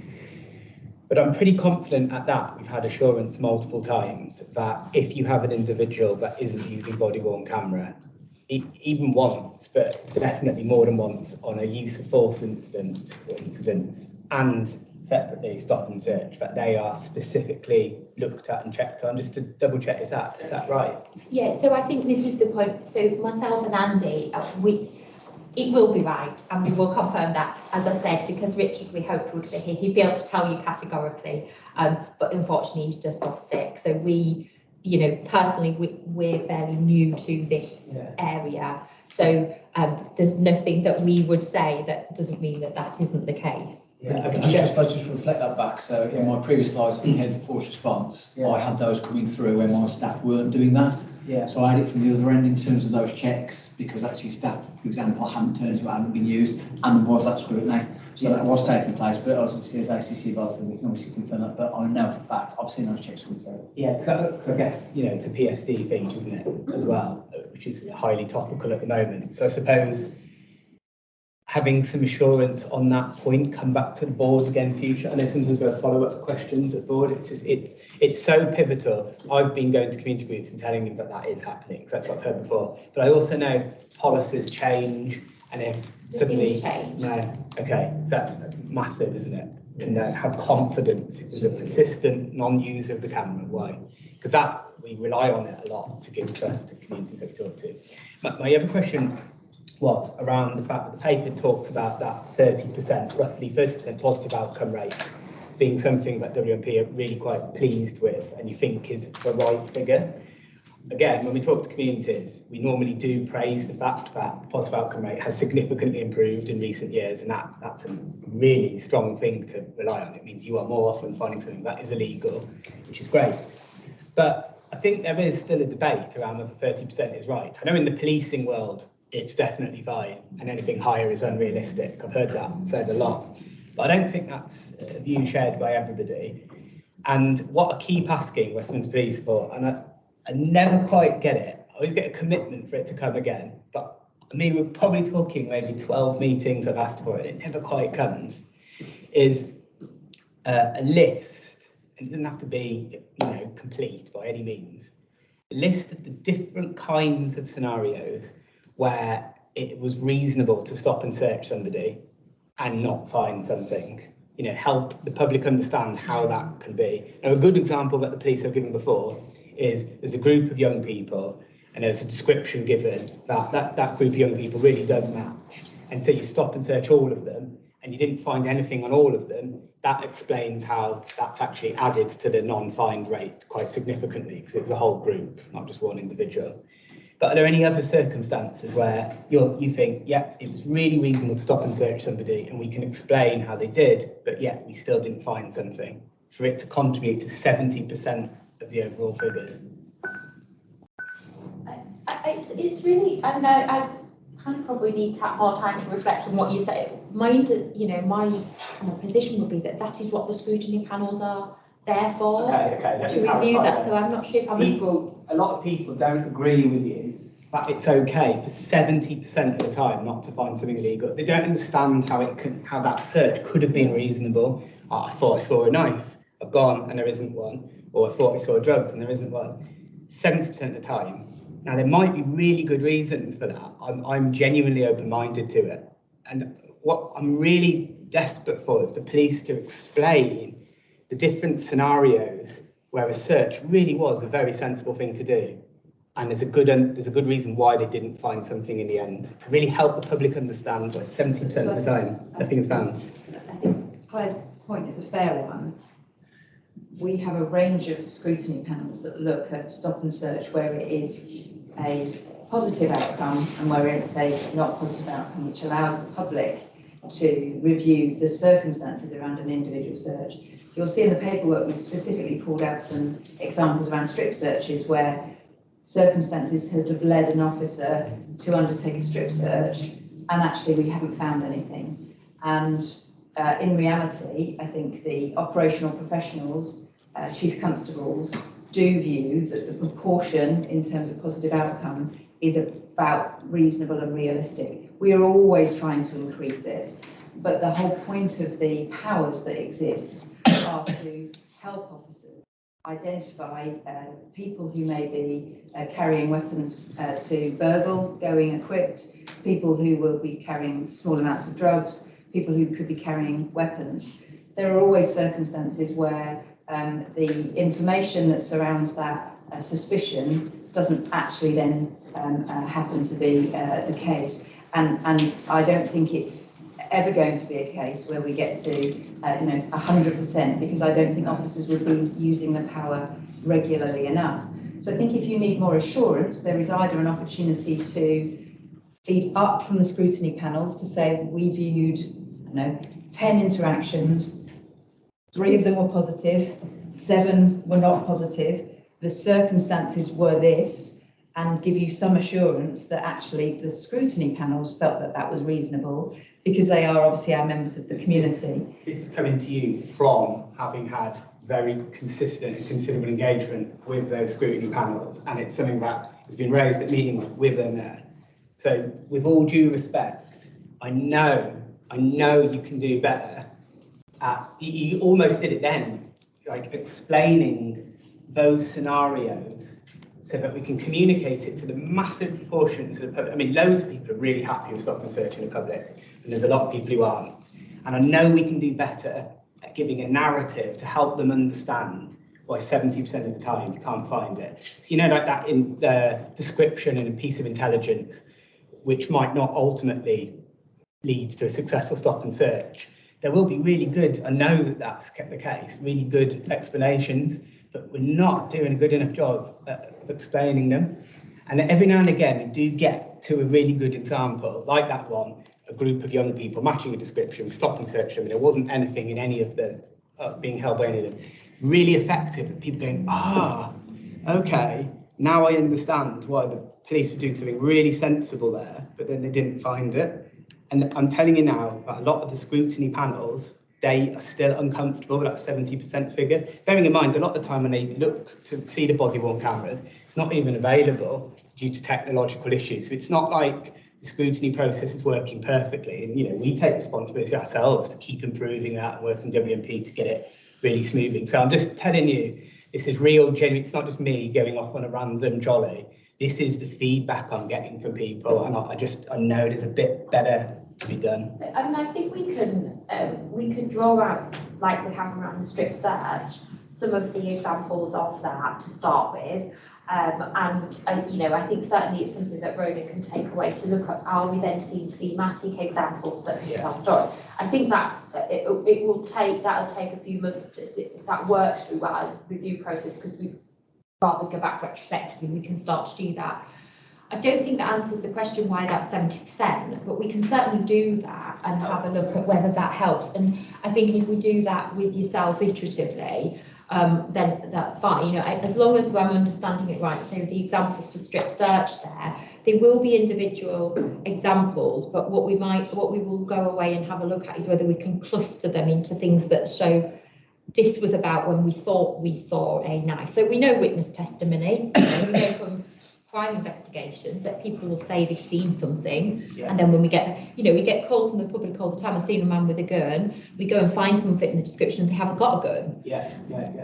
So we'll have examples, officers will do the same for stop and search, it's the same thing, isn't it? I drove past, I was driving 30 miles an hour, I've stopped and I thought I saw something, and then it fit with my intelligence from my briefing and da-da-da. So we can certainly do, but they will be inevitably individual examples initially, and then it's whether we can build them into some kind of thematic groupings. And then I guess we take it from there.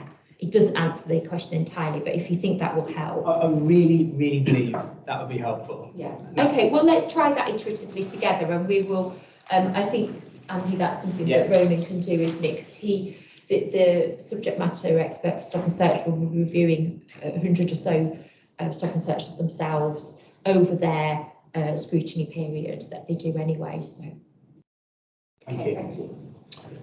Thanks very much, Tom. Jonathan, Super quick. got a question. We didn't ask for it in the report, but is it still the case that the 163 recording pilot will be starting in September? The traffic stop. Yeah. Do you know what? I thought it started. I thought it was starting in May. I thought it started. Has it? I thought it had. I'll double check. My understanding was on the day I was told it was starting. The comms was done. So unless something it does sit in operation. Let me double. That would be dead easy just to check. I think that might have been a delay around the app. Oh, okay. You may well have had an update post that then from. It's a technical issue, I've not not had an a operational voice. change. Yeah. Right, okay, thank you, that was it. Yeah, thank you. Thank you. I'm just going to extend this agenda item slightly, just to ask a few final questions. We've got agenda item 7 coming up. Jonathan's presenting on that. I'm sure he can adapt his presentation accordingly. However, just a quick fire round really from me. Paragraph 22 of the report just refers to ensure that more search records are being completed. Staff are being encouraged to complete more records at the scene, live records, and this is a continual focus of the silver meter process. I mean, do I understand from that there are too many instances of search records not being completed at all? No, I think it's where they're completed that's referring to. So the officer has the opportunity to do it at the scene at the time we're having the interaction, which is what we're encouraging, so it's live time. But alternatively, and this is where it's always got to be safe and practical to do so, if not, then it's done retrospectively. Right, so it's not a question of them not being... No. It's just a question of the location at which they're completed. Understood. My next question is just in connection with paragraph 32, which is in relation to strip search of children. I noticed that between May 2022 and April 23, 11 people under 18 years of age have been strip searched, all of whom were male. Do we have any indication or knowledge as to whether appropriate adults were present at all of those, some of those, or none of those? You picked up on what I picked up when I reread this paper. So I think, so it could have been clearer, it would be the point I'd make. So this is about strip search of children. Actually, up until that point, up to paragraph 31, we have talked about strip searches in custody. So I did check this data this morning, actually. The 11 that are referred to there are those that are outside of custody, and therefore the rules are different. So it's under power of section 1 or drugs legislation or firearms legislation. And actually for custody for that period, it was 91 strip searches in custody. I don't have the appropriate adult data available, but Andy would from his day job. I only got that data actually because I was like, there is more than 11 in custody. So just for clarity, that's what it was. And had I clocked the date I would have added a line, but it was too late, unfortunately. So our apologies. It is really complicated talking about strip search because we're talking predominantly about in custody, but the power exists outside of custody as well. So, and you'll know, I'm sure, from the various updates you've had on it that the powers are slightly different. Okay, thank you for that clarification. My next point is in connection with paragraph 34, which is again in relation to the strip search of children. And in particular, I noticed that Westminster Police has gone through a change. So that when officers conduct a strip search, they are required to fill in mandatory boxes on the e-search that identify the location of the search if an appropriate adult was present and the rationale for the search. Do I understand from that that's a relatively new innovation? And if so, when was that introduced? I'll get you the exact date. I don't know. It's new as in this has been on the back of the work that came from Child Q case. And I think it was that kind of in plain sight wake-up call for policing that we hadn't necessarily been recording the location. That wasn't to say that people were strip searching anywhere, but I think the story it was so alarming that it required policing. It's the mandating of that field that has changed, not that we didn't endeavour to record it before, but it is now mandated, and obviously, as you'll know, mandating something electronically means you can't move beyond it until then. So it's that part that's new, in addition to, as I mentioned at the beginning, the introduction of a prior approval by a chief inspector to add scrutiny to that. I don't know the exact date, I'll get you that, but it's been in the last 12 months. And I think that's obviously really welcome learning from Child Q, absolutely. And then my final 2 points, the first of which just relates to paragraph 52 and the proposal to be rolling out to all existing staff and officers within the force the Learning from Black History module. Is that something that is currently in process, and do we have a date when that is likely to happen? Yeah, so we obviously it's already happening for student officers.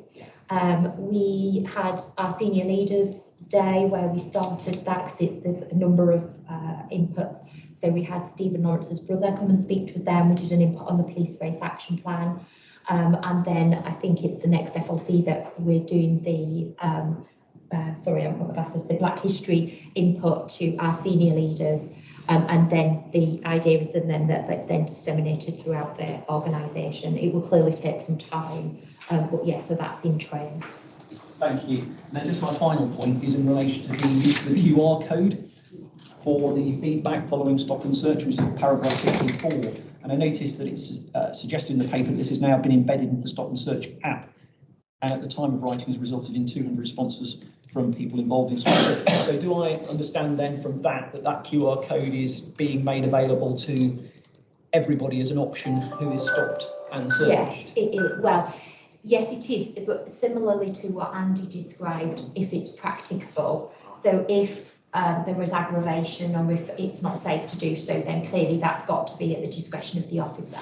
And I think it is an important point that we will have to be minded to when we interpret the data as that grows, because by its definition, we're offering that to someone where the interaction has allowed us to offer it.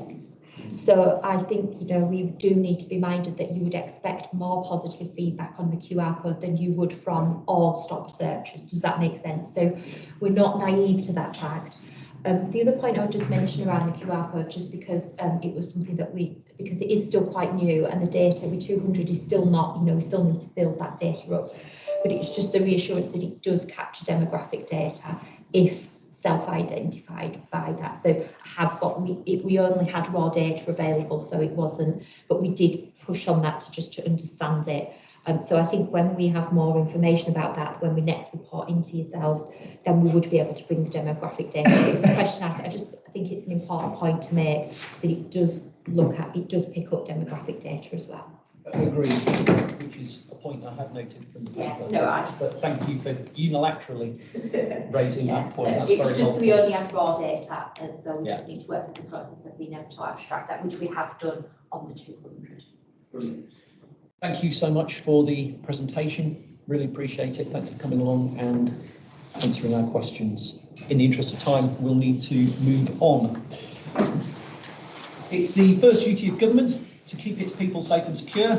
If the current government is serious about preventing and tackling violence, then it should level up, return our 1,000 missing police officers, our 300 police community support officers, and provide fair funding for Westminster Police. Stop and search is an appropriate and necessary power to prevent, detect and investigate crime. I want to see it used effectively and efficiently so that more dangerous weapons are removed from our streets to prevent, tackle and reduce violence, protect people and save lives. And I'm ensuring that the use of stop and search is proportionate, lawful, accountable, necessary, transparent, evidence-based and intelligence-led in a variety of ways, including my police and crime plan, my strategic policing and crime board, my community scrutiny panels, the stop and search commission, and the use of body-worn video evidence.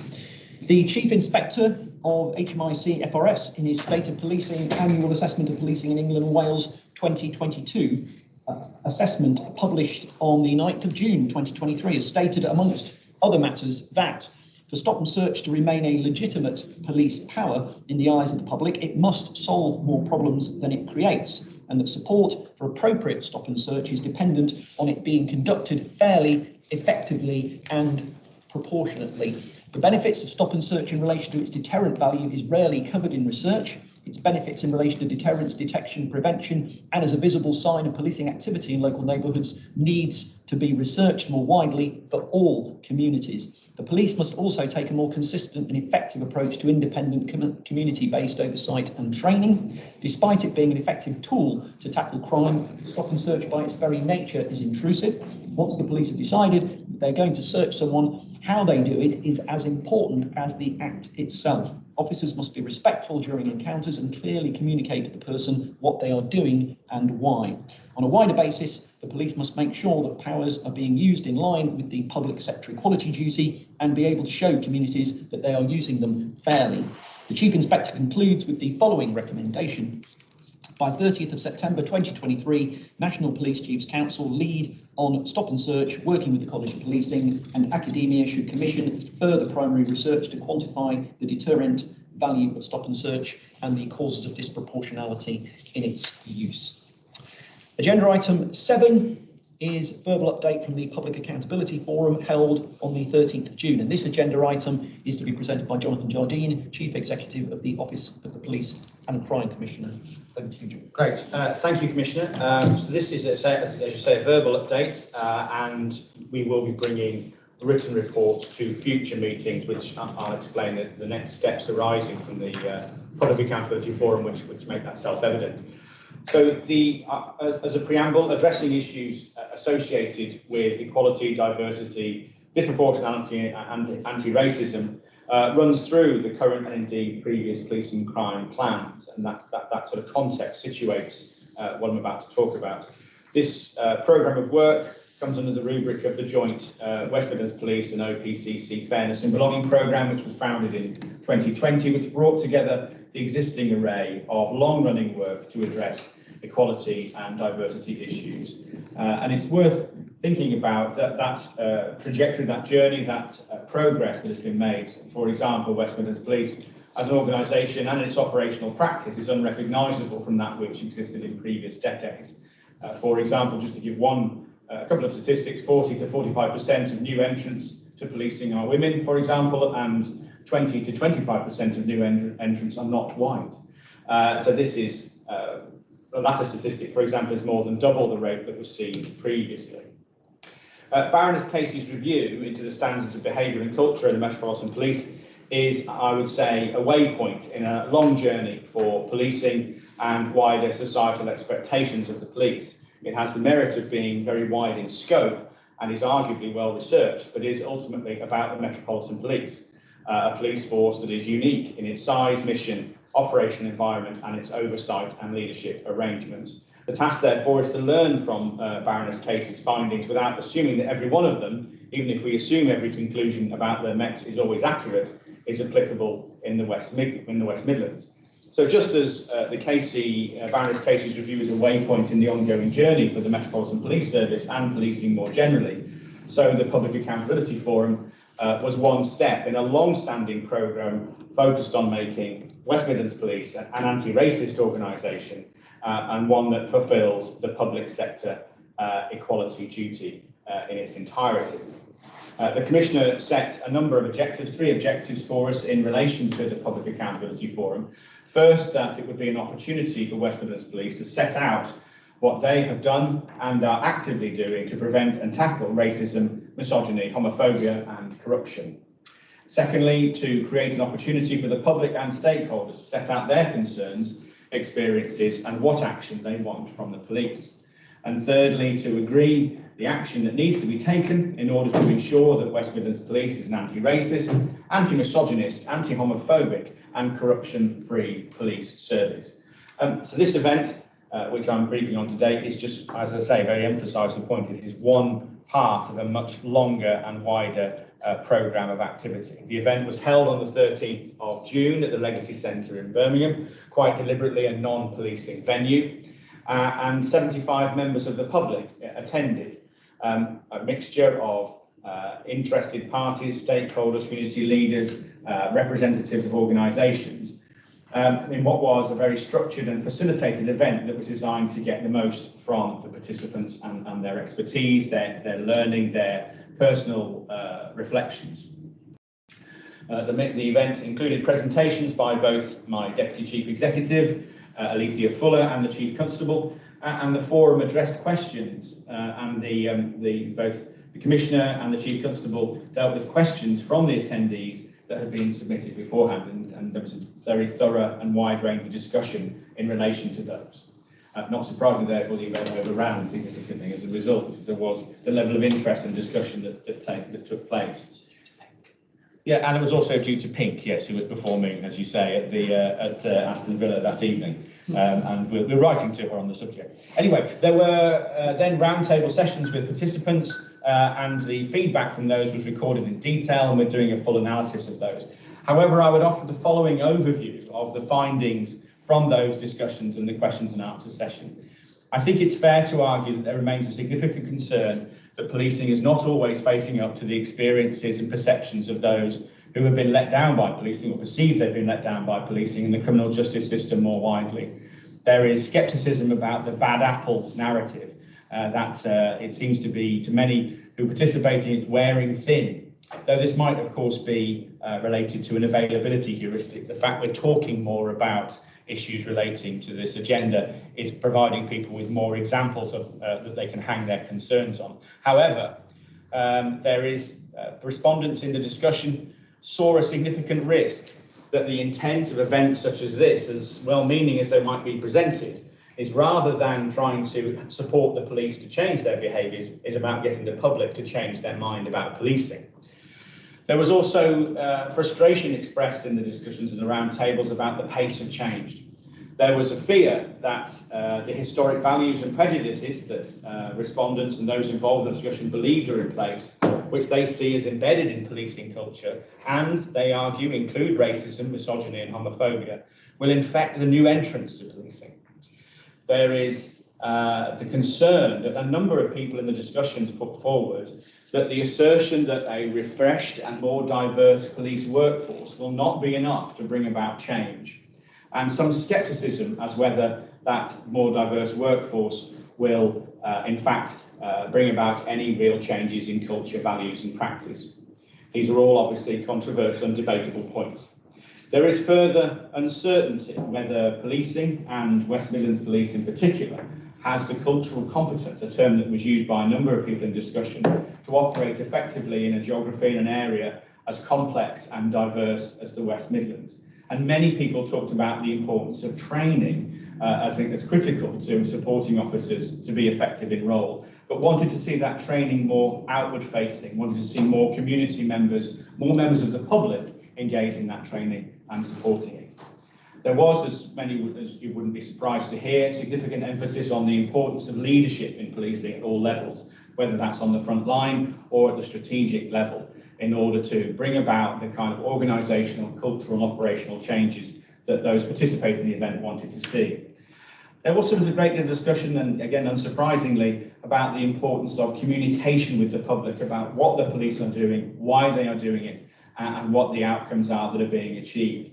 And I've reflected on the conversations we've been having in previous reports, but the need to try and make sure that police communications on these sorts of subjects are reaching as broad an audience as possible and getting through to people the kind of work that they are doing.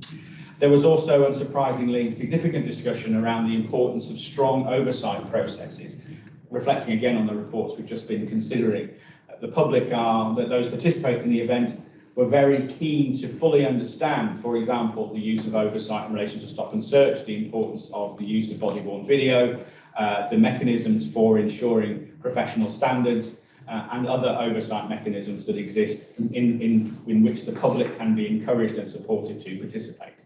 That just offers an initial view, and we'll be coming back with a more detailed and thorough evaluation, but those are more my reflections on the commentary I've seen from the notes on the tables. The next steps we will be pursuing, as I say, this is, and the steps journey metaphor continues, because I think it does reflect that this is a piece of work, an area of work that was a priority a decade ago and will be a priority in a decade's time, I expect. But the next steps include, for example, an online survey which will reach a very large audience. It is being developed and will be available very soon. This will be related to this wider agenda. It will be online for approximately 6 weeks, I believe, is the proposal that's being put forward. In addition, the OPCC will be organising and hosting and facilitating a series of roundtables led by members of the public, community members, looking at the following areas that were identified from the Public Accountability Forum discussion. Community engagement and working with communities, how to increase trust and confidence. Secondly, the use of police powers.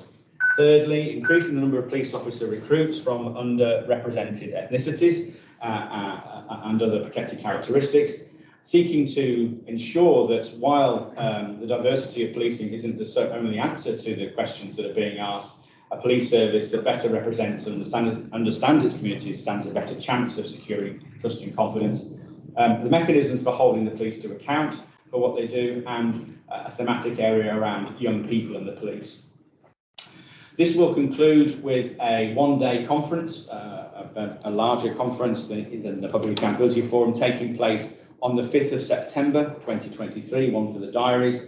And the objective here will be to look more for pledges from participants about what can they do to deliver on this agenda, so that it becomes, I think, from such overly simplistic characterisation of identifying the problem and discussing it and thinking about the problem, to what actions can those with a mind to do so take to deliver solutions to the problems. So looking for pledges and a call to action from the public and our partners. We will also be incorporating the feedback and activity into a plan of action that will be shared on the day, and I would hope we bring back into this forum and others over the coming weeks and months. Commissioner. Thank you very much, Chief Executive. This is plainly a matter that we are going to be returning to again at forthcoming board meetings, and in view of the time, I think we will need to draw a close to that agenda item in relation to the update from the Public Accountability Forum, but there will be an opportunity for people to continue to participate and feedback into this discussion on future occasions. So thank you very much, Chief Executive, for that summary. That's really helpful. Agenda item 8 is verbal update on policing governance. And again, I'm going to be handing over to Chief Executive Jonathan Jardine to provide us with a presentation in connection with this. Thanks, Commissioner. Apologies for that, board members. So this was been on the agenda actually for quite a long time, because we were anticipating developments in relation to statutory changes concerned with police governance. However, because things are moving at pace, it is therefore the case that I bring this item as a verbal update, because the issue is moving very quickly, and anything I wrote down would be out of date almost as soon as pen hit paper. So very quickly, a bit of context. Of course, policing in its distant past was a function of local government across the country, and emerged from local government, except in London, which is an interesting point to come back to later, and came, and by the early part of this century, there was a governance model based on local councillors, magistrates and independent people. Ultimately, these were known as police authorities, a kind of committee system, but they were standalone entities that, for all sorts of various reasons, had become detached from the local government bodies that had previously been their hosts. The introduction of police and crime commissioners fundamentally changed that model in 2012. There was only one mayoral area in the policing governance landscape. That was in London, though a few police authorities did survive, some variations on the police authority model in Northern Ireland and in Scotland and in the City of London, and a few of the non-territorial force areas as well. There was only one mayoral PCC. Everywhere else, the police and crime commissioners were elected in 2012 as a result of the Police Reform and Social Responsibility Act, a unique governance model across really the local devolution agenda. In parallel, however, successive governments have been pursuing alternative models of local government that have ultimately impacted on the question of the future of police governance. So the Local Democracy, Economic Development and Construction Act 2009, not an act I commonly find myself referring to, included the, and it's as amended by the Cities and Local Government Devolution Act 2016, created the potential for the creation of mayoral combined authorities. So these were local government bodies that would sit across existing local government structures and would have a range of functions.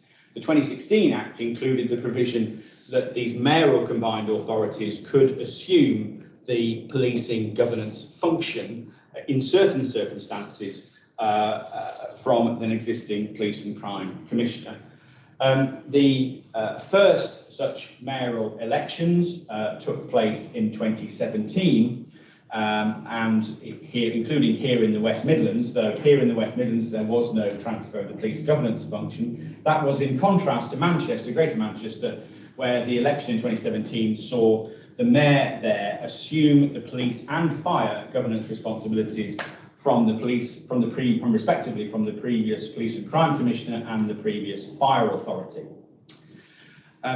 In 2018-19, there was a proposal in the West Midlands for the police and fire governance functions to transfer to the mayoralty, which had been settled in 2017. Ultimately, that proposal was rejected by the local authorities that make up the West Midlands Combined Authority, and and from that point, no further work on such an agenda took place either in the Office of the Police and Crime Commissioner or indeed in the West Midlands Combined Authority. However, there has been a programme of joint working between the two since, and as a result, there were separate mayoral and PCC elections in the West Midlands in 2021, having been delayed by COVID. And as I say, there is a joint programme of work, including a joint chapter in the Police and Crime Plan, which includes work on such areas as transport, equalities, and indeed on such matters as police recruitment. However, as I say, no consideration of changes to the governance models for either at that point. And in 2021, I also should note that the Mayor of West Yorkshire Combined Authority was established and assumed responsibility for the police governance function in that area, though not the fire authority function at that point. So just to give a brief overview of what this means in practice, so the differences between police and crime commissioners versus crime authority mayors, well, there's lots in the legislation. However, I pick out three that I think are relevant. So just to kind of give an overview. One is that a police and crime commissioner is a corporation sole, a legal entity in its own right, so, and that is embodied in the individual who is elected to that office. There is no separate corporation sole under the combined authority mayoral model. Excuse me. That corporate entity is the combined authority as a whole, which has a mayor in it, but also has various other governance structures and functions. Secondly, there is a requirement for, in these orders, for the creation of a deputy mayor for policing and crime post, which assumes responsibility for the day-to-day functions, and there's a lot hidden underneath that phrase, in the day-to-day functions of the policing governance function. And thirdly, I think I would just comment that essentially what is being created is instead of having a standalone governing body for a police force, this is in effect a department in a local authority, because that is in essence what a combined authority is. So it's very much going back to, I would argue, what existed even before police authorities. The Levelling Up White Paper, published a year ago now, more than a year ago now, talked about removing obstacles for mayors to assume the policing governance function, mayoral combined authorities to assume the policing governance function. And this was put into legislative form by the Levelling Up and Regeneration Bill, which changed which I'll talk about in a moment, changed the process by which a mayor can assume the governance function. It also created the provision for county combined authorities, a variation on the combined authority model, which again would potentially allow these county combined authorities with mayors to assume the policing governance function. There are two other areas potentially moving towards this mayoral model. One is North Yorkshire, the other is South Yorkshire. North Yorkshire is a police and fire and crime commissioner, South Yorkshire just a PCC. It is worth noting that a proposal for this transition to take place in Northumbria was scuppered because Durham joined the combined authority, meaning there would be two police areas inside the boundary, which would mean that the model couldn't be introduced there. The Levelling Up and Regeneration Bill, currently in the Lords report stage, includes two clauses of relevance. One is clause 59, which changes the process by which a mayor can seek the PCC powers. Previously, the consent of the constituent members was required for such a transition to take place. Clause 59 removes that provision so that only the mayor is required to make the request to the Secretary of State for an order to be granted transferring the function. Clause 57 also makes a similar-ish change in the sense that it changes the process via which the membership of a combined authority can be changed. Again, whereas now it is the case that the consent of the existing membership of the combined authority is required before a new member can join as a fully constituent member, Clause 57 changes this to be merely the applying body and the mayor are the only people whose consent is required to make a request for an order for the Secretary of State. So essentially both clauses significantly change both, make it easier, arguably, for new members to join a combined authority and for a mayor to seek policing governance powers. As I say, the bill is currently in the Lords report stage. With the report stage will take place between the 11th and 13th of July. So we do not expect royal assent for this bill until September or October 2023. It is notable that if there was an intention to either seek to expand the membership or to transfer the police governance function, there would be an expectation that this would take place prior to May 2024, which is of course the next election date. The office has been in informal discussions regarding these matters with the combined authority, West Midlands Police and the Home Office, but there is no activity at a formal level taking place in relation to this issue. Essentially, we are waiting for both the bill to reach the statute books and then for a decision by either other people seeking to join the CA or the mayor to make a decision about policing governance as to whether or not this will go ahead. I must emphasise with absolute clarity, a mayor cannot have the policing governance function for more than one police area. There can only be the mayor have the policing governance function for one police area. Therefore, if another local authority area were to seek to join the combined authority as a result of these changes in the provisions, then it would be the case that the transfer of the policing governance function could not go ahead. Equally, if it were the case the mayor were to seek the policing governance function, then no other local authority areas could join the combined authority. That is where we are now. Thank you very much, Chief Executive, for that comprehensive overview of the current situation concerning policing governance updates. In view of time, does anyone have any pressing need to raise any comments, questions or matters arising from the Chief Executive's report, please? Don't see anybody raising any points, so in which case I believe in the need for a democratically elected West Midlands Police and Crime Commissioner directly accountable to the people, the importance of the people having an opportunity to exercise their choice as to who represents them, and that power should remain with the people. That was the manifesto commitment on which I was elected in May 2021, and it is a commitment set out in my police and crime plan in November 2021. At present, the people of the West Midlands have the right to vote in order to democratically elect their police and crime commissioner. The commissioner is then directly accountable to the people. The people have an opportunity to exercise a choice as to who represents them. and that power is vested in the people. The purpose of clause 59 of the Levelling Up and Regeneration Bill is to enable the government and its Metro Mayor to abolish the people's democratic right to vote for their police and crime commissioner, end direct accountability to the people, remove choice from the people as to who represents them, and transfer power from the people to the mayor. The mayor wants to take the power away from the people and transfer it to himself, so he can appoint someone of his own personal choosing on the basis of patronage. It is a matter of serious concern that we have a government and a mayor that are prepared so casually to dispense with the democratic rights of the people of the West Midlands. Make no mistake, this is not an evolution or a merger. It is profoundly undemocratic, it is deeply divisive, and it is nothing more than a proposed hostile takeover. This cynical power grab is in no one's interest other than that of the government and its Metro Mayor. I have set out my views on this subject in more detail in an article I wrote for the Centre for the New Midlands, and I would recommend that people read that article.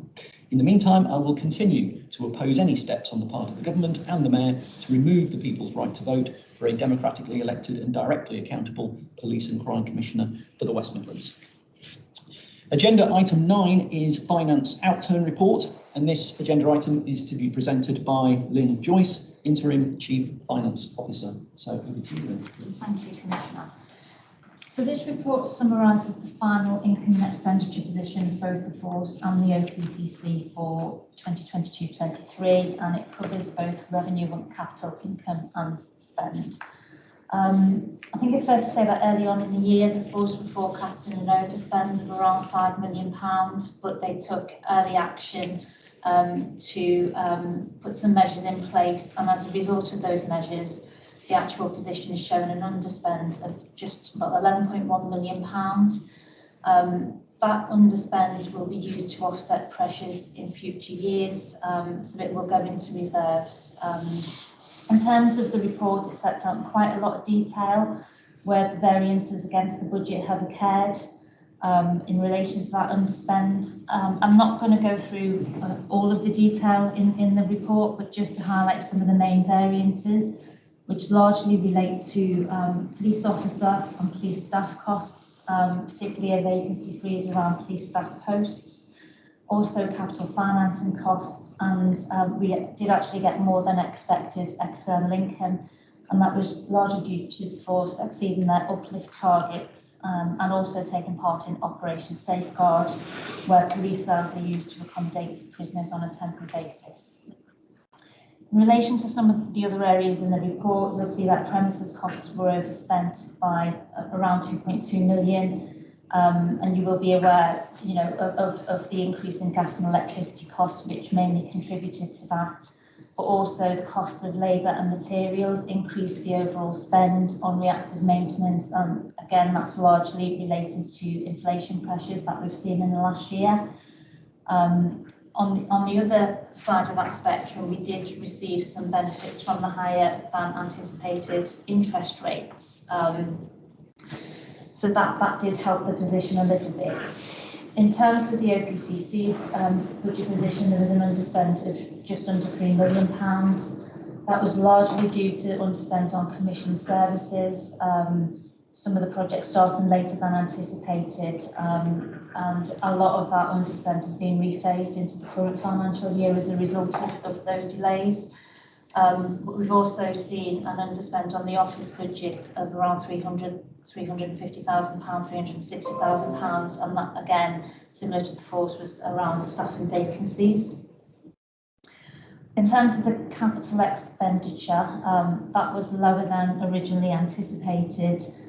Again, the main contributor to that is international supply issues, largely around fleet in terms of vehicles and in relation to IT. And we've also seen budgeted spend on estates didn't occur as anticipated in year. And some of that change was as a result of introducing a new operating model towards the start of this year in preparations for that. So this is really just a snapshot of the financial outturn position. The full statement of accounts is due to be reported to the Joint Audit Committee on Thursday. But I'm happy to answer any questions, and I do apologise that Davinda Jagpal was supposed to be trying to make it back, but she hasn't actually made it in time for this this item. So I'll try my best to answer any questions. Thank you. Thank you very much for that report, Lynn. Much appreciated. Yes, Kath has a question, and then Bhupinder. Yes, Lynn, this is less about questions for you about the finance, but for Jane, a couple of questions about how we've got to where we've got to. So in paragraph 3, it talks about force executive intervention in relation to staff vacancies. And then in the next paragraph, it talks about a vacancy freeze on non-operational critical staff posts. If they're critical staff posts, does that mean they've been backfilled by currently employed police officers?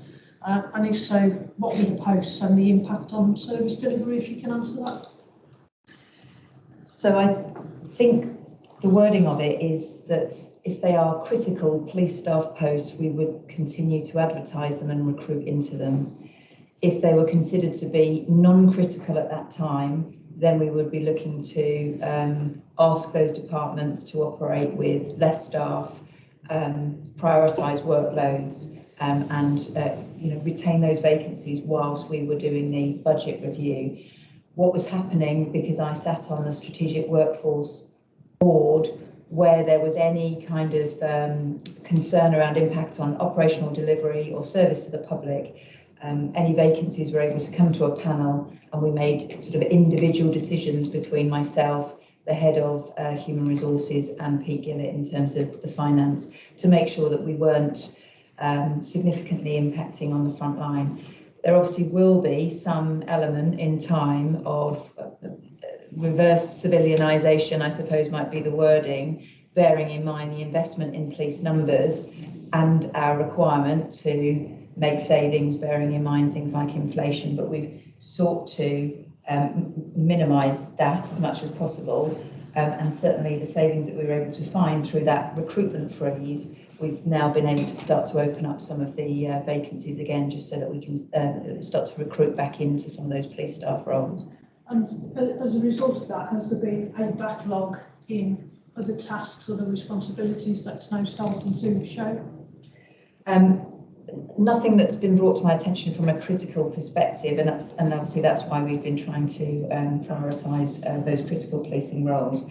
There will obviously be an impact in terms of if you are either the roles were superfluous, which I don't think they were, or they will be having some impact, and we just need to keep that in view. But some of this is about just delaying recruitment, so asking departments to live without a vacant post for a quarter or half a year rather than permanently. So it's just about work prioritisation that we've been asking our staff to do. It isn't sustainable in the long term, and what we have to do is make sure that we are then reviewing through priority-based budgeting exercises where can we make savings to make sure that we're not just doing recruitment freezes to deliver savings, but this was an intervention that was absolutely necessary and did deliver the wriggle room we needed this financial year with the projected savings for the future. Okay, and final question. There's reference to mutual aid for investigating cases. Do you know what the cases were and how much it's actually cost? Where is that, Kath, in here? It's Sorry, 9F. It's classed as third-party payments, mutual aid received in relation to investigative cases. I don't know. I would have to take that away for you and find out the details on that. All right, thank you. Sorry. Thank you very much, Kath. Bhupinder, I think you're next. Yeah, I just want to say, Jason, it's a really, really good report. Well done. Say that what were the fifth worst? We received the fifth worst financial settlement. You know, compared to other forces across the United Kingdom. We've got a cost of living crisis. We've got inflation not coming down, despite promises that it is going to come down. Insurance premiums shooting through the roof, one thing and another. It is a really, really good report. It really is. I'm impressed. No doubt, though, I bet the Shires are well financed and they receive a really, really good police budget. But no, well done. Thank you for this. Thanks. I think it's important to say on the back of that though that we are still facing budget pressures over the next 4 or 5 years. I'm looking on the bright side, yeah. Yeah, we're still waiting for consultation on a new funding formula. So, you know, hopefully we were anticipating that over the spring. It hasn't come yet, and we've not been given any sort of dates for when that will be released, but hopeful. But any inflation pressures, you know, pay awards, etc., that are coming along, it will place added pressure on future budgets. I think sadly, if I may, Commissioner, just come back on that. We've got people sitting in ivory towers, especially, well, I'm not going to mention no names, but I'm not going to be political, but they've got no idea of police and how it works and the finances that are required. You know, they just come up with numbers and they go, there you go, that's enough. They have absolutely no idea. It'd be great to get somebody from their ivory towers and bring them down here and show them what policing really is about and what West Mids is all about. But as I said, I don't want to go into politics. Thank you. Thanks, Commissioner. Thanks, Bhupinder. Kath, I think you wanted to come back. Yeah, sure. It's a question for you, Chair. Has there been any discussion about raising precepture? No, we have not embarked on a discussion in connection with that yet. We don't yet know what flexibility we will have available to us from central government in year 3 of what will be year 3, going into year 3 of the current 3-year funding settlement. Because if you remember, year 1, police force areas were accorded, or police and crime commissioners were accorded a £10 flexibility per bandee property. But of course in year 2 they extended that to £15 per annum per bandee property. So there was some flexibility found in year 2. We don't know what the position will be in year 3, whether that will revert to the original £10 per annum per bandee property, or perhaps remain at the £15 per annum per bandee property. So at the moment, we've had no indication from central government about that, and there's been no discussion about that either. Okay, thank you very much. Just a question from me then, Lynn. I mean, as you alluded to correctly, the West Midlands Police Force budget is plainly still under severe pressure at the moment. To all intents and purposes, West Midlands Police, the financial year 23-24, had to find £28 million worth of cuts, and as I understand it, West Midlands Police is looking at a similar figure to find in terms of further cuts in the next financial year. What planning is taking place in this current financial year to enable us to be in a position to be able to set a balanced budget, notwithstanding those financial pressures? Well, we've set a balanced budget for 23-24, so the reserves from this year will obviously help to offset any future pressures. But in 24-25, we are looking at a £25 million gap in funding. So we will continue, obviously, to look at how we secure value for money through things like our procurement exercises, taking part in HMIC value for money exercises to identify any outliers. But really, we are looking at funding formula and the precept to hopefully put us in a more secure position going forward. Time will tell on that. As I just pointed out, you know, if we're waiting for the outcome of pay increases at the moment. So if we do receive a higher than anticipated pay increase, and we've incorporated in the mid-term financial plan, then we might be relying on reserves much sooner than we thought. So we're in a position then where we have to look for borrowing, etc., to help us support us in the short term. But we're constantly looking at ways of securing value for money through what we do. Really, we need that funding formula to be updated. Indeed we do.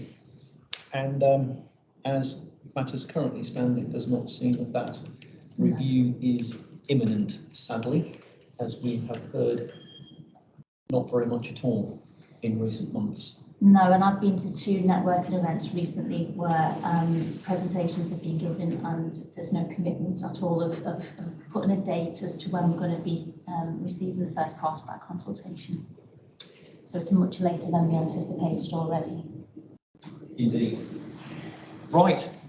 Okay, unless there were any other points arising from Lynn's report, Thank you, Lynn, for your attendance and presenting the report and for answering our questions. It's much appreciated.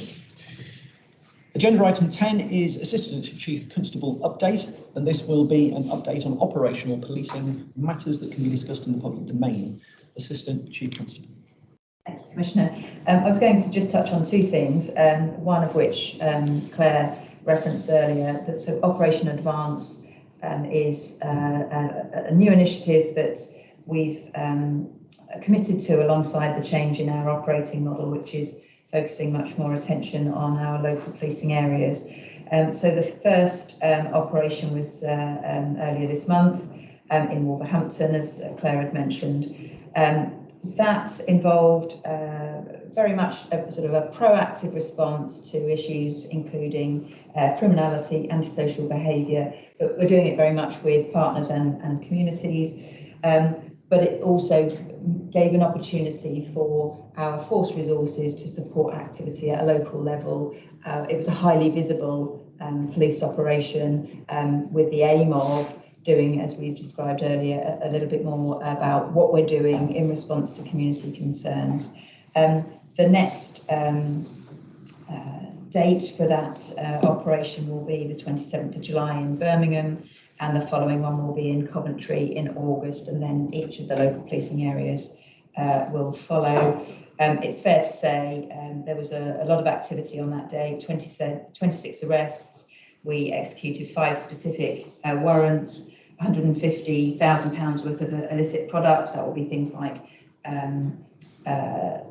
illegal cash, drugs, potentially even counterfeit goods.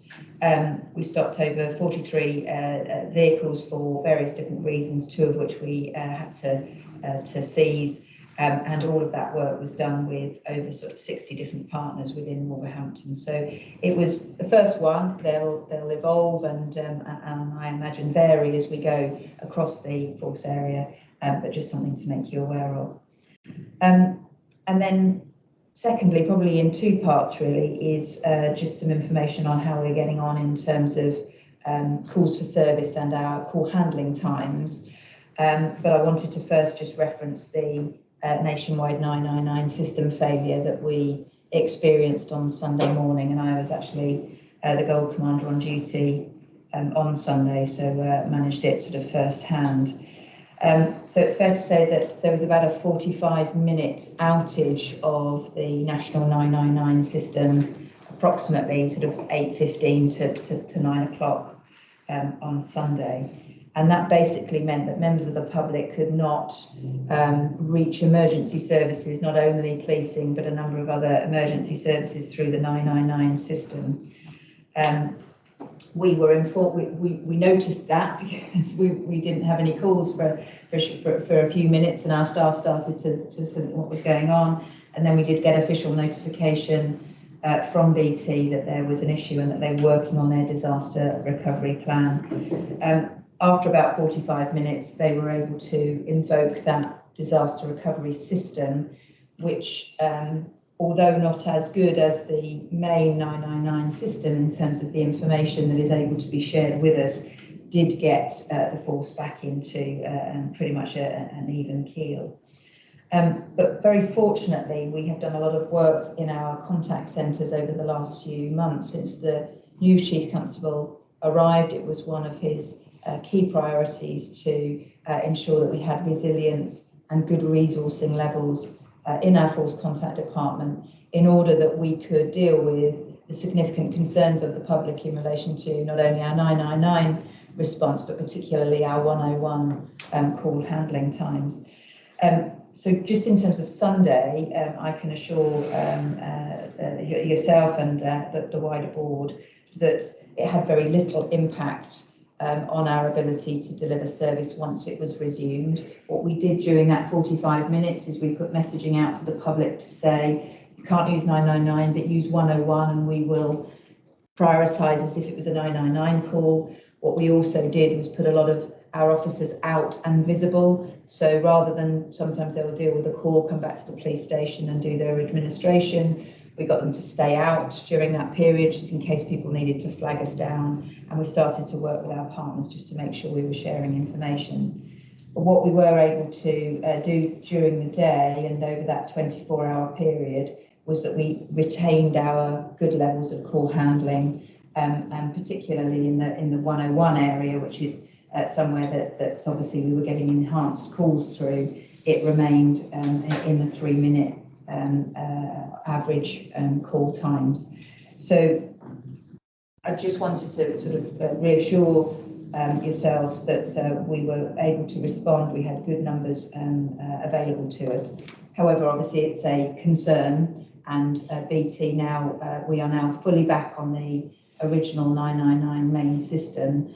BT are doing a review, and they've reported in the press, you will have seen, that they will transparently explain what they felt happened, because what should happen is the system goes down and the immediate disaster recovery steps up, and there shouldn't be a gap.